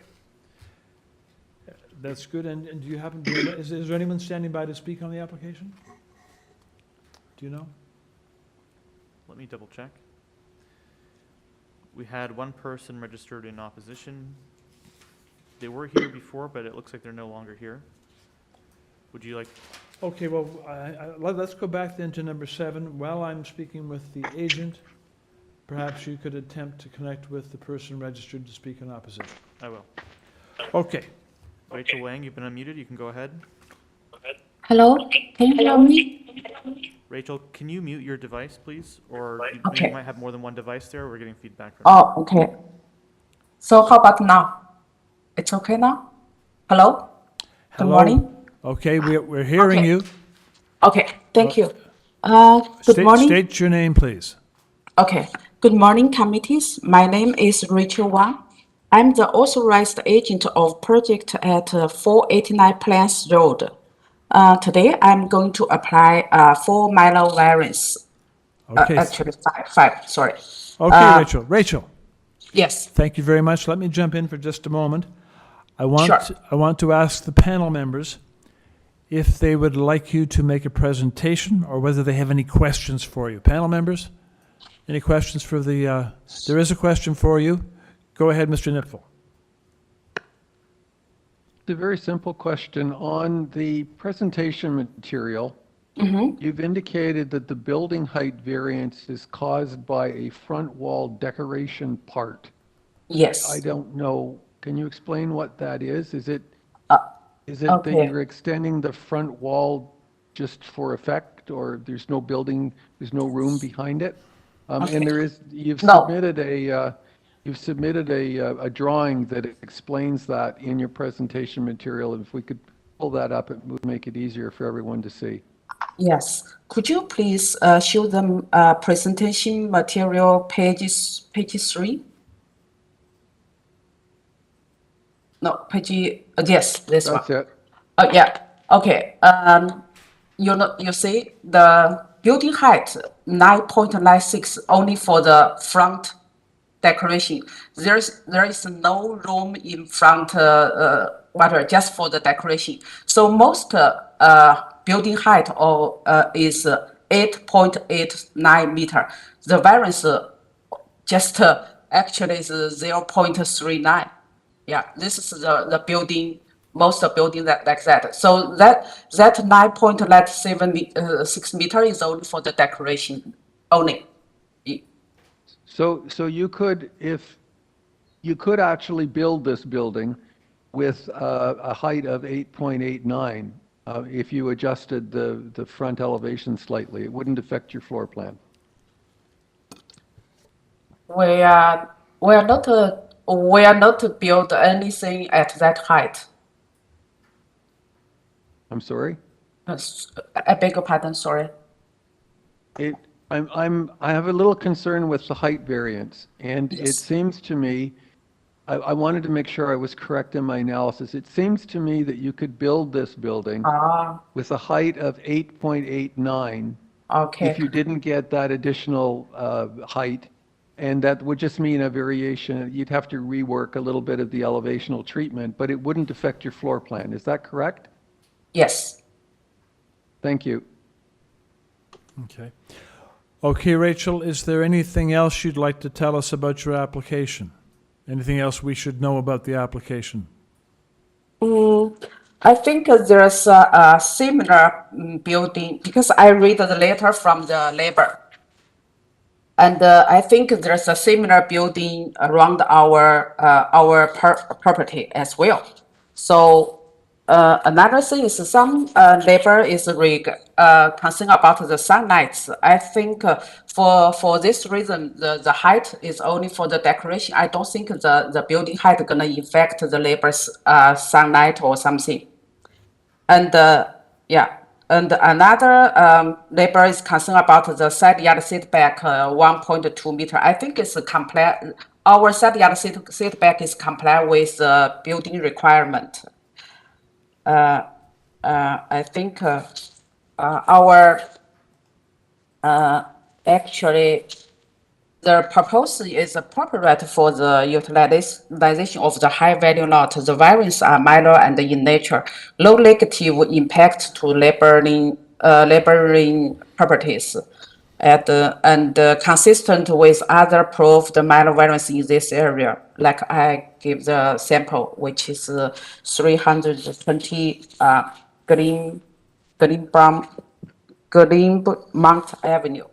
And the general intent and purpose of the official plan is maintained. Thank you. Thank you very much. Okay.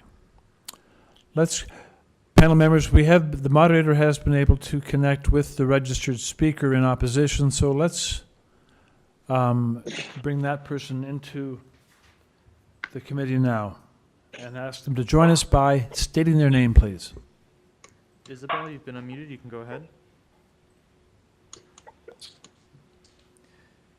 Isabel K., you've been unmuted. You can go ahead.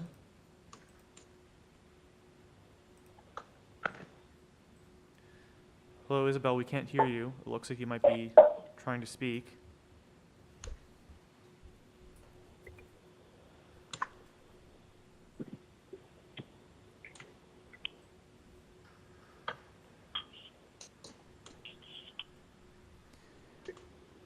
Isabel, are you there? Mr. Chair. Oh, yes. Hi. Oh. Sorry, I'm new to this process. Well, we're glad to have you with us. Please state your name. My name is Isabel Kaczynski. I live on the corner lot. I'm at 493 Plains Road, so Okay. just a hop of a house over. My question I'm not even sure who to address it to because I'm new to this process, but I guess my concern has been the way water flows. And for example, if there's a very heavy rainfall, I can get I could be ankle deep in water on my patio and in the backyard. And so now when new construction comes up, even though this property isn't beside my property, I wouldn't want any further contribution of water flow from from the property in question today. So what I just want some assurance that there won't be any water going on to 391 that would then flow on, my property is 493 Plains Road. The person beside me is 491. So I wouldn't want any water coming from 489 to 491 and subsequently flowing onto my property. Do you know what I mean? I just want the water to go out into the street, and I don't want any more water coming to my property because I find it just causes anxiety on my part. So that's what I want assurance from, that this water is, and you know, they're going to have this driveway water, a reverse driveway, and they mentioned a sump pump. And so I'm not familiar with sump pumps, but I just want to make sure that no additional water will be added to the soil surrounding our properties. Like the sump pump water. Okay. Yeah, does sump pump water go to the sewer, or is it going to travel over to my property? That's my concern. Okay, That's Isabel, here's what we're going to do. Yes, so this is an opportunity for you to address questions to the applicant. So that question, I'm going to put it to the applicant. In fact, you already have put it to the applicant. We're going to give the applicant a chance to respond to your question to see what their plan is to handle stormwater. So let's go back to the applicant now. Applicant? Hello? Hello? Hi. Is that Rachel? Hi. Yes. Actually, we're gonna demolish the existing building and and we'll build a new building. Actually, we're gonna do the grading plan design and will be approved by the city. I don't think there's some water or soil, some problem gonna come out. Thank you. Okay, if you wouldn't mind repeating that answer just a little bit more slowly, because I had a little trouble understanding it. So you don't think it's a problem with respect to stormwater, and your reason is what? Reason is we're gonna do the grading plan design. We're gonna make all the water goes to the cities, so a municipal water system. I don't think there's a problem. Okay. Okay then. Let's go back to the panel now. Panel, this is your opportunity to put questions to the applicant, final questions, before we go into committee. Mr. Byatt, go ahead. Just a quick question. The lady from 491 mentioned a below grade entrance to the garage. Is that the case? From the drawings, it seems that you are at grade. No, our grade is not on the grade. It's on the floor. It's actually in the, not in the basement, just on the floor, over the grade, established grade. And is the driveway to the garage intended to be paved with permeable paving? Yes. And that I assume is in the plan too. I couldn't quite see it. We put the asphalt for the driveway. You're putting asphalt. That's not permeable. Am I correct? Okay. Okay, we can change it into paver. No problem. Thank you. Thank you. Just to follow up on that question, Rachel. Yes. Tell me about your driveway. I want to get this clear in my own mind. My impression was that the garage was not below grade. No. Does your driveway have a positive slope toward the road? If I here's the question for you. If I put a basketball at the garage door, would that basketball roll down to the street? This little bit of slope just for the water. Okay. It is a positive slope. Yeah. Yes, okay. So I think, Mr. Byatt, I think we're not dealing with the below-grade garage. No. Thank you. Thank you. Okay, further questions or from panel? Any further questions? No. Let's take it into committee then. Panel members, Mr. Nipfel, go ahead. Mr. Chairman, I have a bit of difficulty with the height on this application. It's surrounded by bungalows, and I appreciate we're going to some intensification, but I don't see a justification for the height that's been requested, particularly since it's the result of a design feature on the front of the house. I don't support that. I would be more in favor of a height variance, number one, of 8 to 8.89 meters, which is as I discussed with the applicant. I also agree with Mr. Zahir that the permeable pavers on the driveway should be a condition, as should forestry number 3. I don't know if because I have a concern with variance number 1, I'm not sure how to move a motion either to not approve variance number 1, or can I change it to 8.89 instead of what's requested? And I think your concern would also apply to variance number 5. Would you look at that? Would it also apply to variance number 5? Yes, it would. Yeah. So other thoughts on this height issue, panel? Yeah, Mr. Clay? Carl had the exact same concern that I had when I saw this one about a street-facing facade with a decorative piece which exceeds the height restrictions. This is a case where it just seems to me that the facade is gratuitous, and it brings the massing to the front, to the street side, unnecessarily. If it's not required for the height of the second floor, I too am uncomfortable about exceeding height limits in these kinds of situations. And as Carl points out, the streetscape in and around this area is not exclusively, but largely bungalows and two-story dwellings. So I don't know whether 8.89 meters is the appropriate height. The permitted height is 8.5 meters. I just don't have the expertise to be able to, you may, to confirm whether 8.89 is the appropriate height if you removed that decorative feature. So I'm uncomfortable I was actually taking the number from the applicant's own drawings. Her From the presentation beer. drawing indicated that the height of the actual building was 8.89 and that the addition was that decorative feature at the front. That was my question at the beginning of the hearing. If we could pull up her presentation drawing again, it shows very clearly on the drawing. Okay. It's I think about 3 further along to there it is. See, there's the 8.89 meters.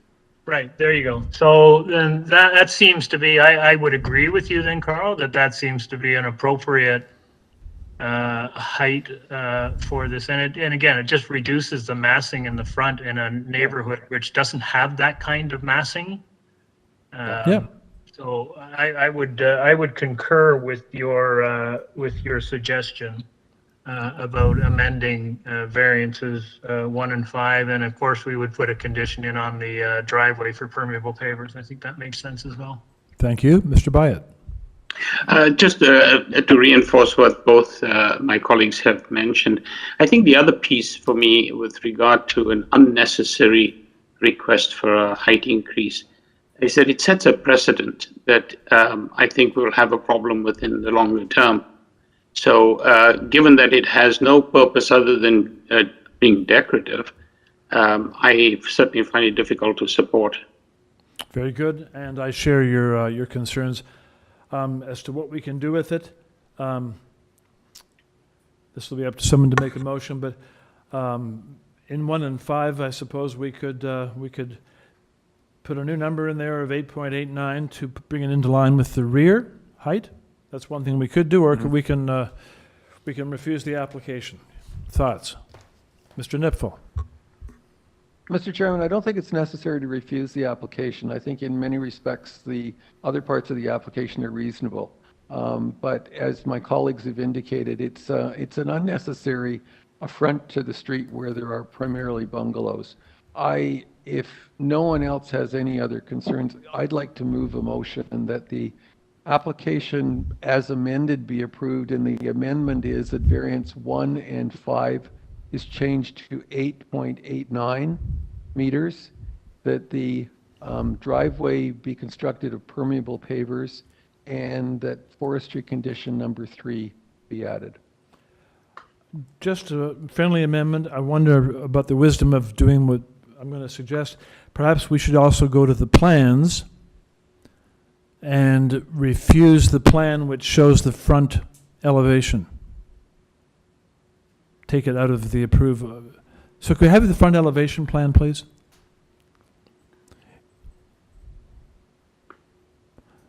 Okay.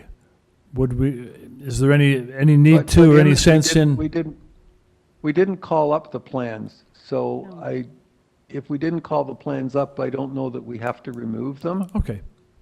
Fine. Makes sense. All right then. Mr. Clay, go ahead. No, I'm just seconding Carl's motion. Okay. So it is moved and seconded to amend the application so that variances 1 and 5 read 8.89, and to approve that, the variances that way, to approve the application that way. Okay, so there's the motion. All those in favor, show of hands, please. And that amended, or that motion is carried unanimously, and the application is so approved. Thank you.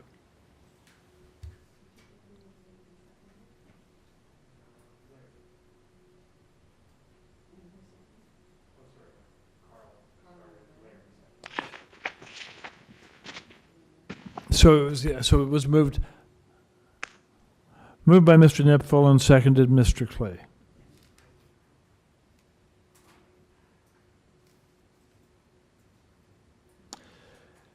And the panel will now move back to item number 12. 143 Hamilton Street.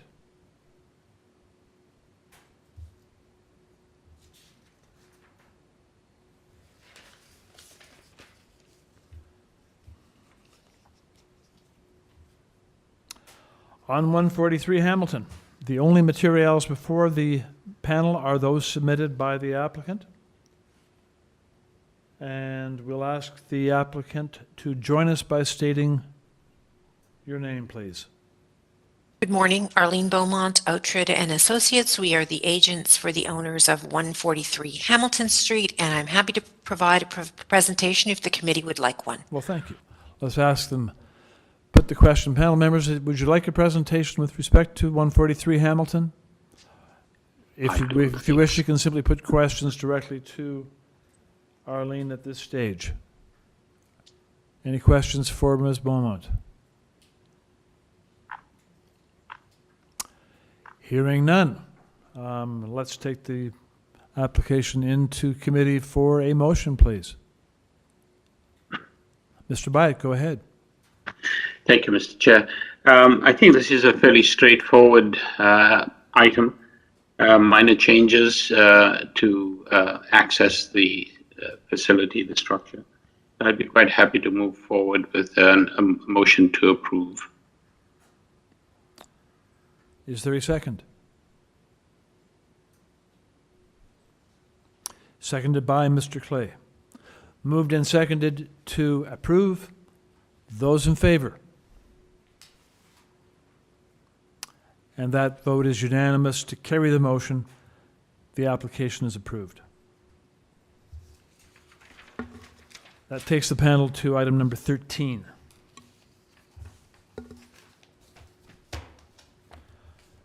(157) Boultbee Avenue. On this application, we have the applicant materials submitted, revised site plan, floor plans, elevations from 2 February. Revised zoning waiver. There's a cover letter from the agent from 3 February. And there is a report from City Planning, 3 February. We'll ask the agent to join us, please. State your name. Name Dan Callis Warren. Good morning. Okay. Panel members, any questions for the agent? Any request for Mr. Nipfel? Go ahead. Mr. Chairman, I just like to clarify that in the added material, you're reducing your request for FSI from 1.38 to 1.207. Is that correct? Yes, that's correct. Okay, thank you.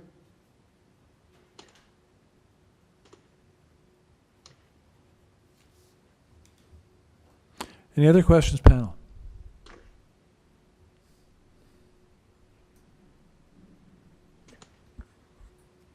Through you, Mr. Chair, could Yes. the agent please provide the square meters for the 1.2 times the area of the lot? Agent, did you get that question? Yes, one sec. I have my presenter here. He's going to clarify that for you. We'll stand by. We'll stand by. If you could look at the drawing A00, the total floor area is 176.4 square meter. You can see the total floor area, that is 176.4 square meter.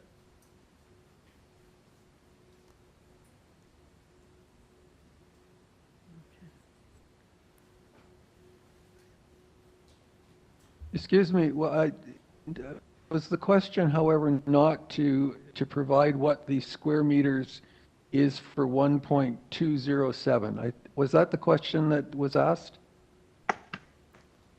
Yeah, that's the question. How did I come up with 1.207? No, sorry, my apologies. In the material we have, it says the new dwelling unit will have a floor space index of 1.38 times the area of the lot. When that comes out to 200.8 square meters. I think the Deputy Secretary Treasurer wanted you to give her what the square meters was for 1.207. Am I correct? Yeah, 1.207.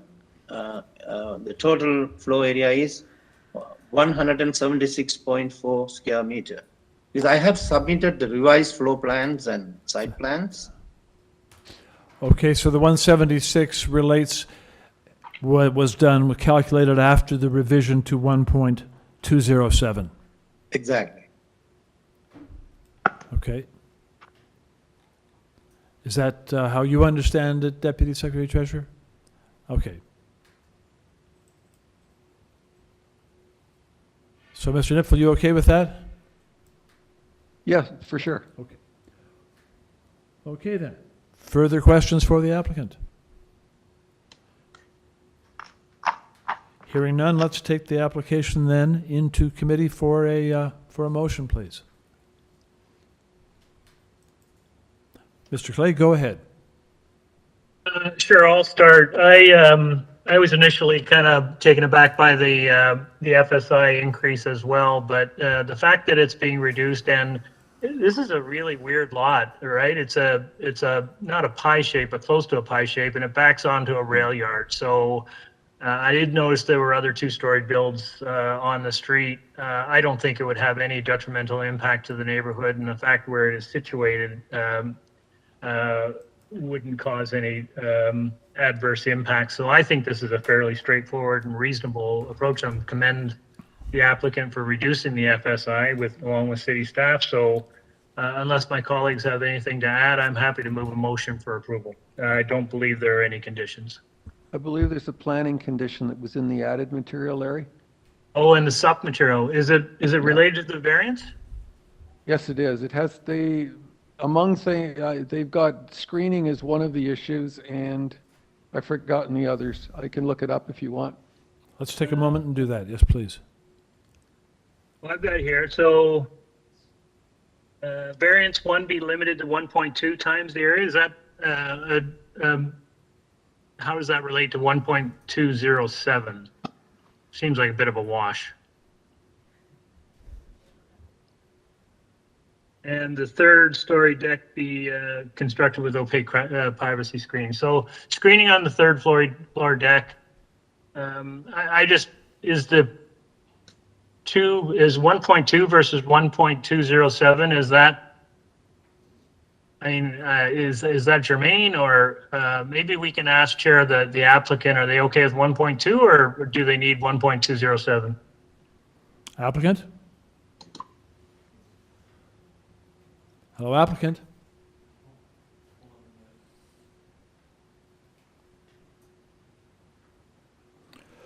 $1.20, the flow area index? 1.20, yes. That's Yeah. what we'd like to go with. Yeah, no problem. We're going to go with 1.2. Good. So just to clarify, the agent is amending the application to 1.20 times the area of the lot instead of 1.207? Correct. Okay, and is the square meters then the same? Splitting hairs, perhaps? Probably slightly reduced to maybe 176. That probably be the area. I have to work it out. Same. It's probably 176 even now, rather than 176.4. I can do that quick calculation right now. Just quickly calculate. That comes to close to 175.5. Okay. So Sorry. if you can make it 176, that's okay to me.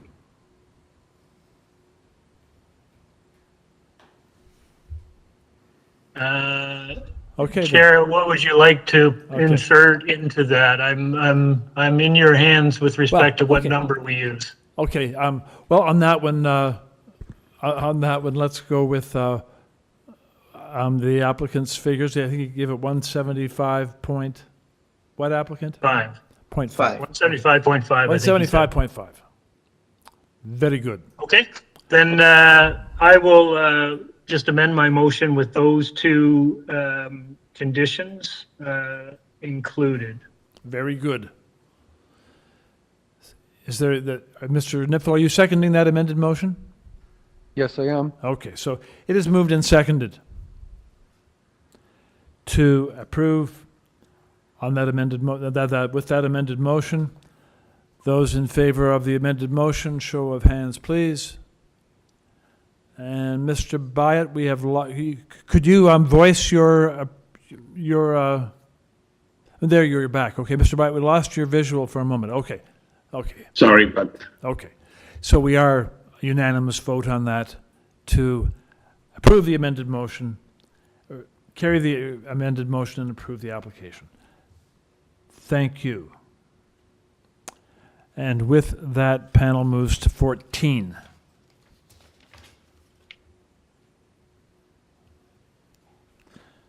Number 14 is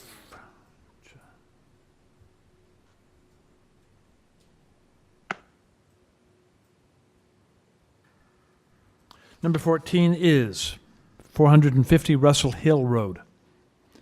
Applicant materials are before us. 8 photographs of existing trees from October. Cover letter from the agent. There's a decision notice from 1987 affecting the property. And there is support. Correspondence from 446 Russell Hill Road, received 1 February.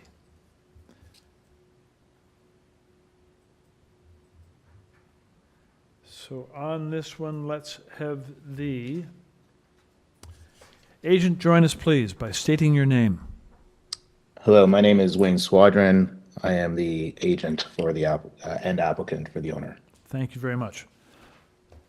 Okay, panel members, we have the agent with us now. Any questions for the agent? Mr. Byatt, go ahead. Just a quick question. Part of the presentation materials includes photographs of trees on the property. My question is, I haven't seen anything from any reference to trees with regard to the forestry. So there are no concerns about trees, but given that there were, I think, about 11 trees, if I'm not mistaken, Are there any issues related to the trees in the construction of this particular property? No, there's no issues with the trees. There was a request from the committee to provide an inventory of the existing trees on the property as part of the application process. Thank you. Okay. Okay, panel, any other questions? I'm hearing none, so I think we can move the application into committee for a motion, please.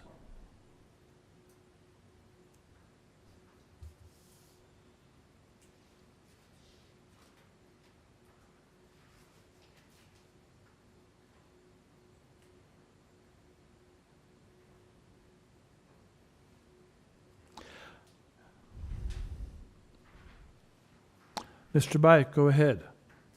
Thank you, Mr. Chair. I'll start. Having looked at this particular application, I was concerned about the issue of forestry, but neither forestry nor planning, engineering. There are no comments or concerns expressed by any of the bodies that normally would be. It is a build on a fairly large property, so I don't see any issues with it. And it's a application that I think I'd be quite happy to support.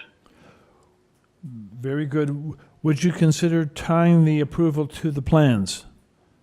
Absolutely. Thank you. So there's a motion. Is there a second to that motion? It is seconded by Mr. Nipfel. Moved and seconded to approve. Panel members in favor, show of hands, please. And that is a unanimous vote to carry the motion and to approve the application.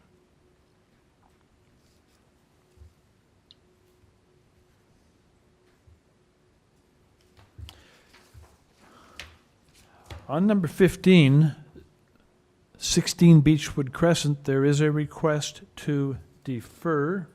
So let's have the applicant join us. Ida, you've been unmuted. You can go ahead. Good morning. Ida on behalf of the owners of 16 Beechwood. The reason why we're asking for a deferral is we've had communication with planning staff, and we do need to make some modifications to the application, and just time does not permit for us to make the changes and go back to zoning just to confirm all the variances. In the meantime, I have and am aware of the letter of opposition from number 8, Barbara at 8 Beechwood. I have reached out to her, and I will be in touch with her just to, go over the modifications to the plans. Okay, quick question for you, applicant. So you're talking about some modifications. Could you just confirm for the panel that the thrust of those modifications will be to make the application less onerous rather than more onerous? Most definitely. Okay. Most definitely. It will be much more appealing and much more compelling. Okay, then, thank you. We are, because right now it's viewed as a 3-story, and we'll be removing all of that. Well, there's a few various modifications that the planner and I will be sitting down to go through very thoroughly, just so everybody's on board. Okay, thank you. At this point, then, just to make the statement to those that are registered to speak on this, the actual decision about whether or not to approve this request to defer is a decision made by the panel. But we do want to hear from those that have carefully registered to speak and who are standing by. So I'm going to come to each of you individually, but my question to you will be a simple one. It will simply be whether or not you are comfortable and in favor of the concept of a deferral in order to allow modifications to be made that would actually make the application less onerous, or whether you want to hear the application heard today. So let's start off with the first registered speaker standing by. Barbara, you've been unmuted. You can go ahead. Hi, it's Barbara Baca. Can you hear me? Yes, we do, Barbara. Okay, that's... Yes, I'm the owner at Beechwood Crescent. I'm in favor of deferral because that will give the neighbors and I, the first chance we saw was the January 30th letter, and we've never been approached at all with respect to what's being proposed, and this will give us an opportunity to actually meet with the agent and the owner to see what they're proposing as a revision. Very good. Thank you for that. Let's go on to the next. Bertha, you've been unmuted. You can go ahead. Good morning. Bertha Acevedo, you just unmuted yourself. Bertha, I'm going to unmute you. Please don't touch the mute button. There you go. She's not here at the moment, unfortunately. Okay, sorry. Will you be speaking or no? Hello? Well, she's not here at the moment. Okay, let's go on to the next registered person, please. Okay. The next speaker, Nancy, you've been unmuted. You can go ahead. Nancy Miles. Hello. No, I'm not here, am I? Hello. Good morning. Oh, speaking, Nancy Miles. Can you hear me? We do. Yes. So Nancy. Okay, I sort of agree. I agree with my neighbor Barb. Yeah, we didn't give enough chance time to consider this property, but from what I see, it looks so massive. It looks like it's going to be a triplex. Okay, with 6 balconies and the height's so high, and this particular property Nancy, is already very. Nancy, Yeah, let me jump in, please. I don't mean to interrupt you, but my only question to you right now is whether or not, I think you've already answered it, whether or not you would object to a deferral, and I think your thought is that you'd be okay with the deferral. Is that true? Yes. Yes, okay. Yes. So, thank you very much. So we're not going to deal with the nitty-gritty of the application at this point. We're going to deal with the request for deferral. Now, I'm going to go back now to my fellow panel members. Will we be sent new plans, though? Will we be sent the new plans? There'll be a new public notice, and yes, thank you. the revised plans will be distributed. It will be with a new public notice. Let's go back now to panel. So panel, there's where we stand. Deferral request. Speakers appear to be in agreement. Could I have a motion with respect to this request, please? Mr. Nipfel, go ahead. Mr. Chairman, I'd like to move deferral of the application to allow for a greater community consultation, and also, and it's very specific, to provide for reductions in height, number of stories, and the floor space index. My reason for putting those specifics in is they're referenced by the planning department, who recommended refusal of the application. If we don't get substantial alterations in those aspects, we'd be having another hearing with a request from planning that we refuse the application. If there aren't going to be substantial changes, we could refuse the application today. So I believe that the deferral should be tied to those very specific requests from planning. Thank you. Is there a second to that motion? That motion, there is, Mr. Byatt. So I'll just check that staff have captured the motion. Yes, Mr. Chair. I do note that Forestry had requested a deferral to deal with some tree issues, so perhaps that could be included in the deferral if you're so inclined. Yeah. Mr. Certainly. Nipfel? Okay. So, Yes, fine, that's fine. We can include Forestry as well. So there's the amended motion. And it has been seconded by Mr. Byatt. All those in favor, show of hands, please. So there's unanimous vote to carry that motion, and the application is thereby deferred. Thank you.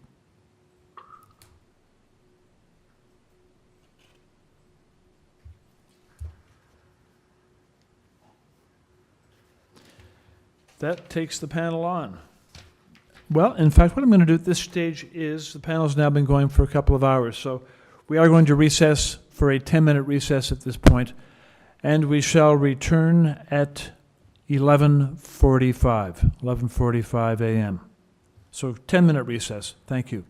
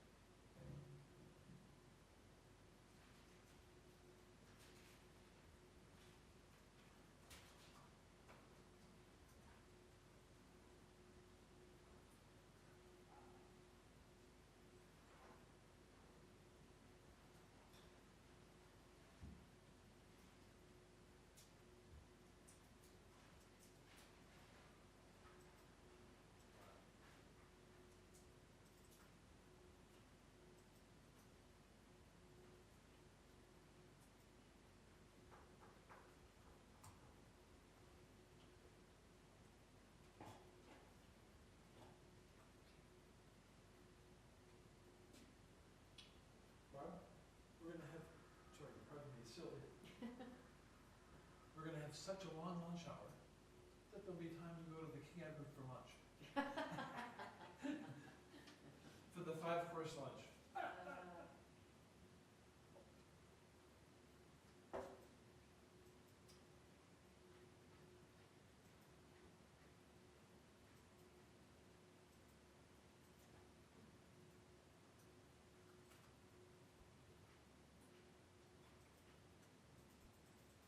But having said that, you'll still be here at 8 o'clock.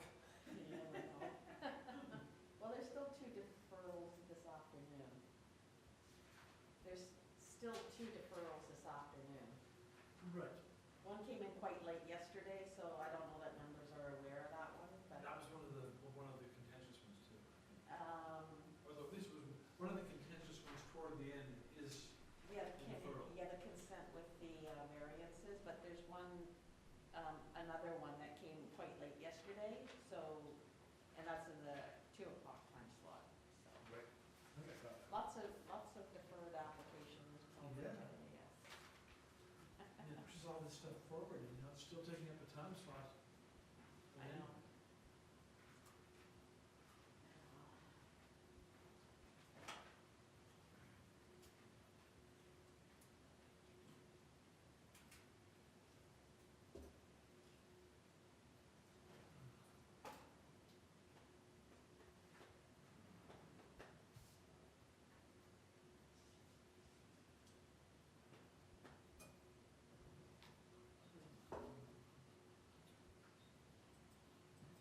So deferrals these days are pushing them ahead, what, 3 months?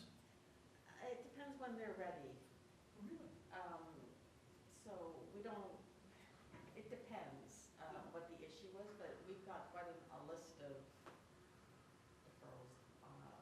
They're just, I don't know.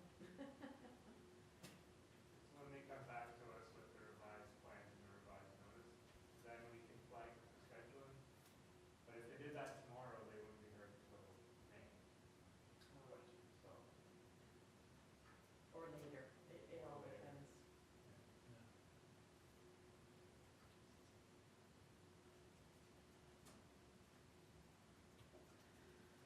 I don't know, we got about a minute to go.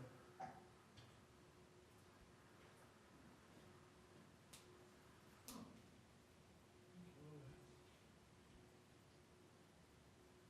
Got a different panel coming up.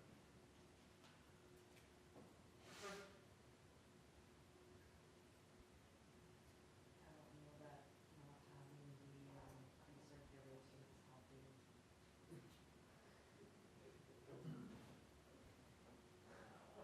Things go around and around, do it one way, for a while, and then do something else. It's just a circle. Yeah. Absolutely.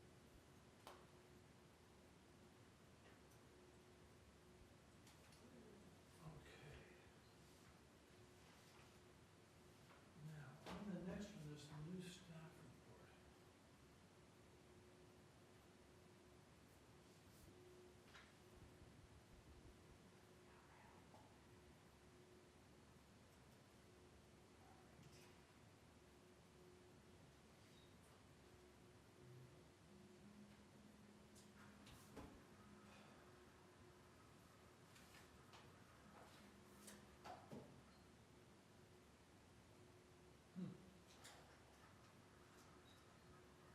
Is there a new staff report that came in on this one very, very late, on number 16? Came in late? Let me see. We have revised plans, a red line public notice, a heritage report. Heritage. Yes. I don't think I've seen it. It might be in the supplementary. Is it new, or is it, was it? It's in the supplementary package. Yeah, I can put it up from the,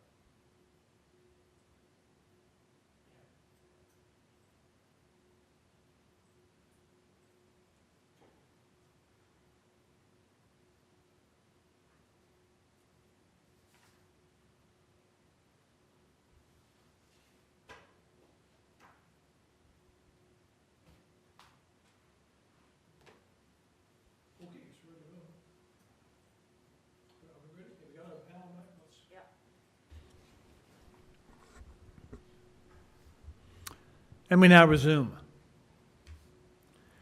We resume on item number 16, 34 Geneva Avenue.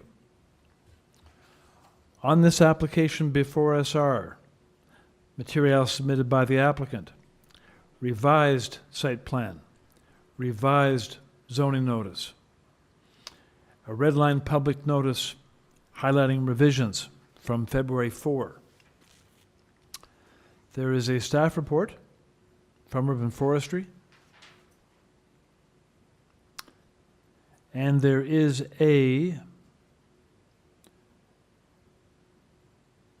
comment from Heritage Preservation received February the 4th. The correspondence we have received is in support from 39 Geneva, 29 Geneva, 12 Geneva, and 10 Geneva.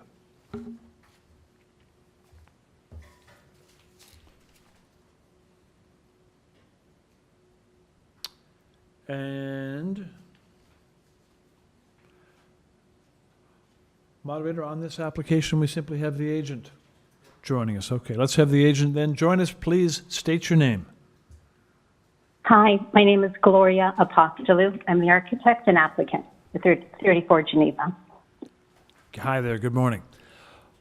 Okay, panel members, we have the agent with us. Any questions to put to the agent? Would you like a presentation?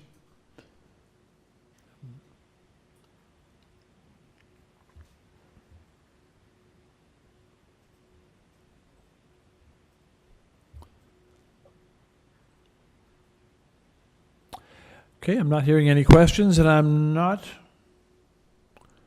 hearing a request for a presentation. So, Gloria, is there anything you would like, anything important about the application you would like to convey to the panel?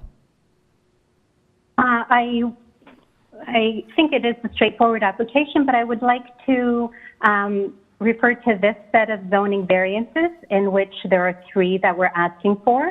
We have the late CA notice and CA plan is to provide parking space at the rear of the property. So in this revision, there are only 3 variances, and we are not affecting rear yard landscape plans, but we are now providing a parking spot. In exchange, we had to take down a tree at the rear, subject to urban forestry, of course, but that tree is quite damaged. It's split in the middle. So this was a conversation with urban forestry and our arborist the last little while. Thank you.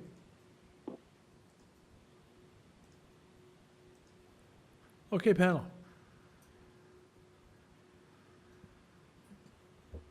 If there are no questions, Mr. Nepthal, go ahead.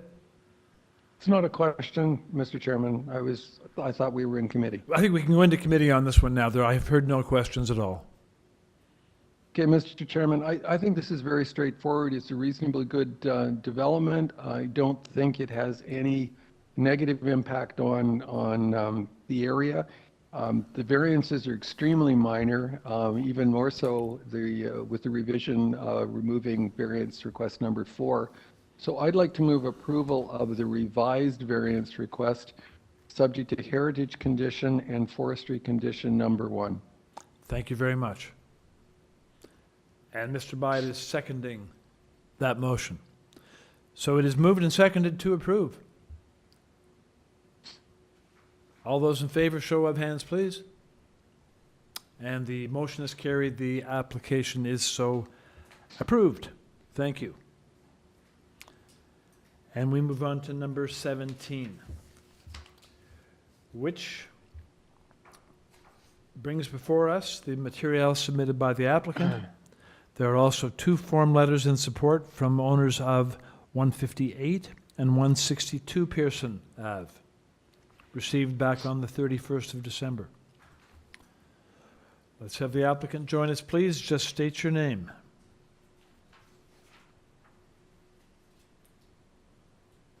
William, you've been unmuted. You can go ahead.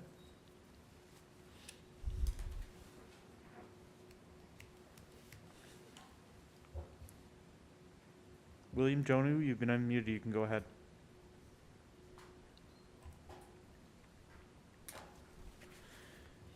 William, if you can hear us, I'm going to try giving you a call at the number that you provided with your registration.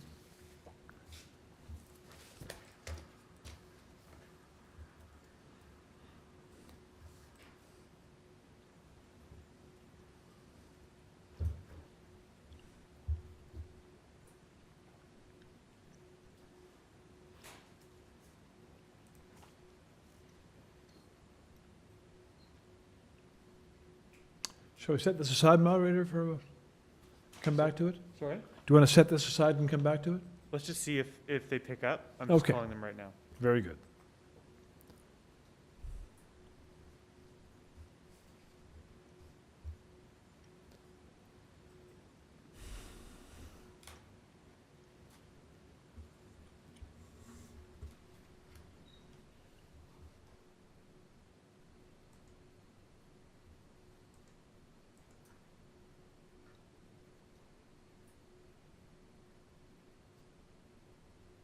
Mr. Chair, there's no answer.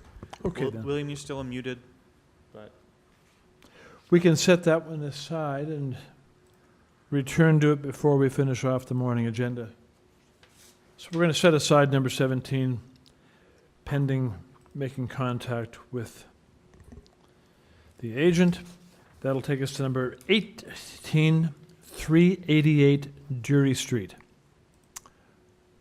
Applicant's materials are before us, and there are two form letters in support. One from 386, the other from 390 Durie.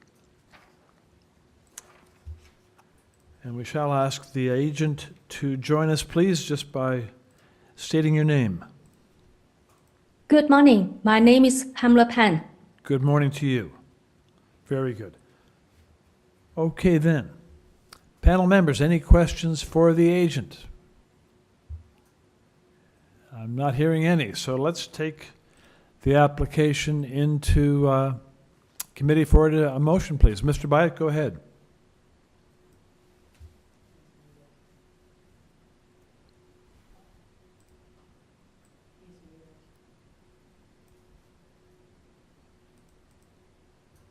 I think he's muted.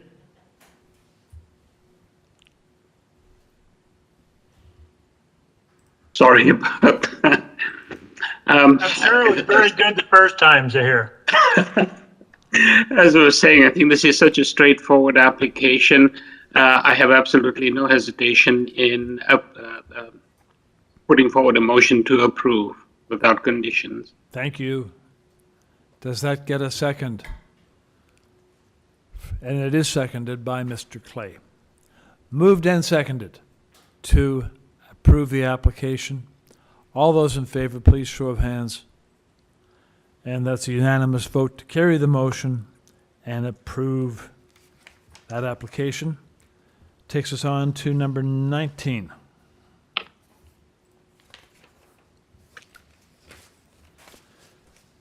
(175) Parkview Hill Crescent.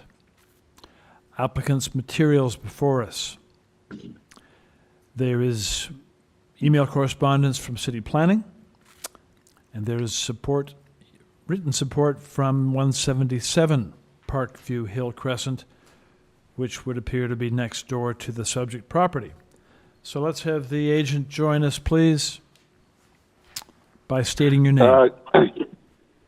Yeah, good morning, Mr. Chair. Excuse me, Rick Bongers, authorized agent on behalf of the homeowners.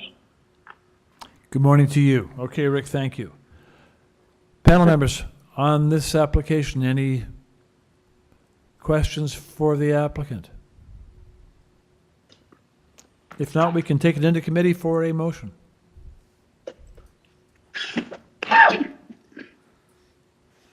Mr. Clay, go ahead.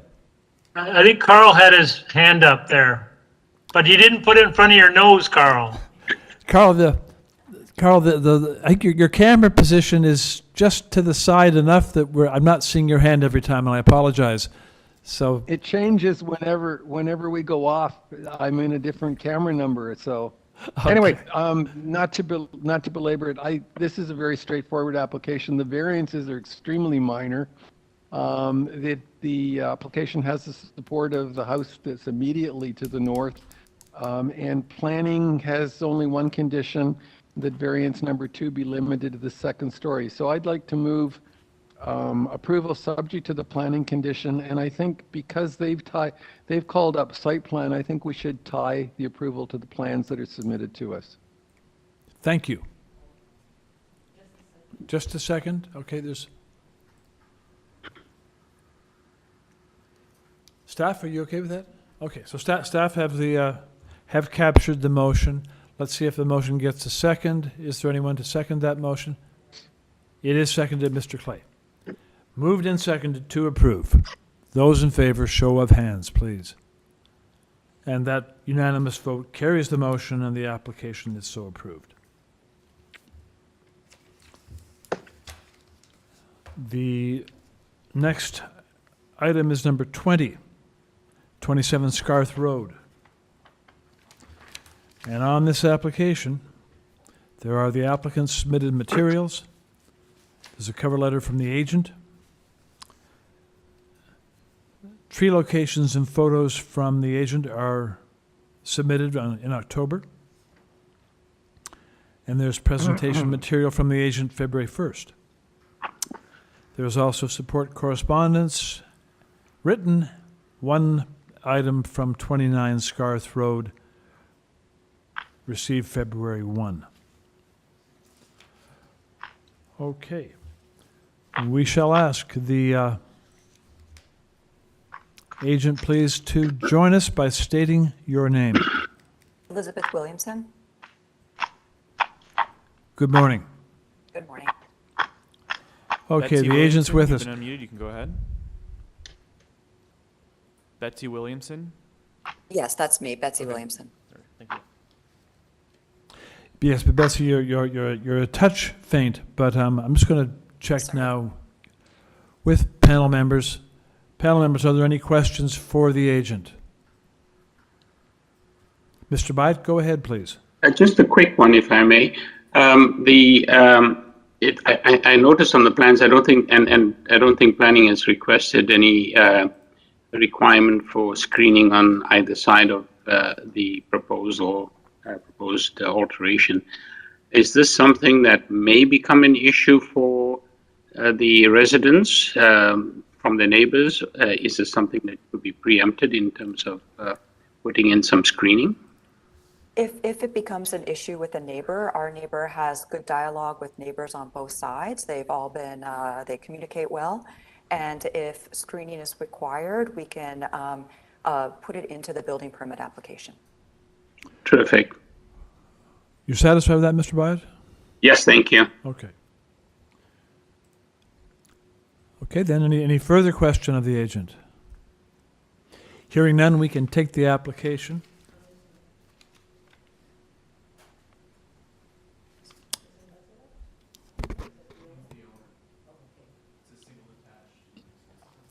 Hearing that, we can take the application into committee for a motion. Mr. Byard, go ahead.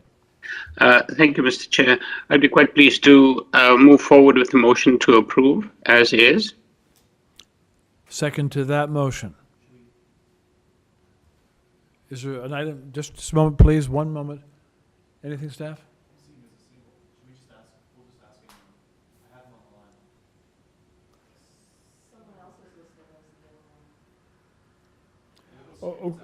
Okay, we're not sure about Kyle Kemp, whether Kyle is opposition or...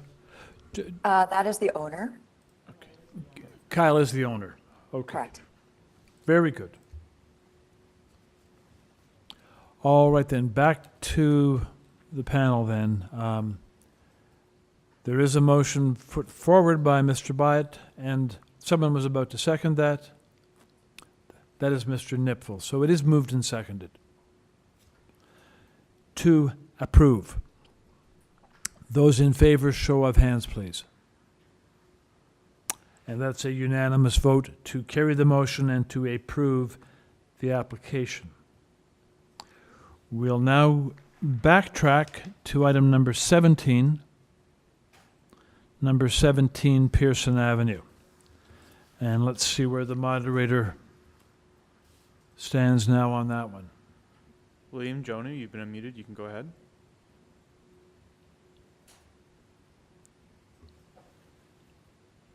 William, you can go ahead. You've been unmuted. I'm going to try giving you a call again at the number that you've provided to us. I've also tried emailing you.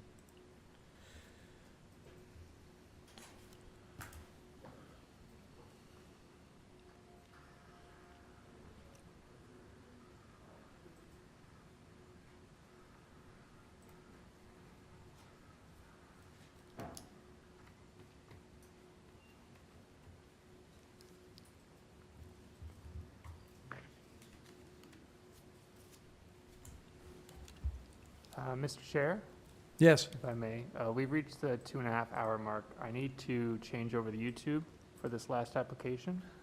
So for those watching on YouTube, the stream is going to end in a moment, and there's going to be a new stream populated. You can search the same title. Thank you. Can I get a call back on number 17, please? Is this William? Yes, it is. Okay, William, you're with us now.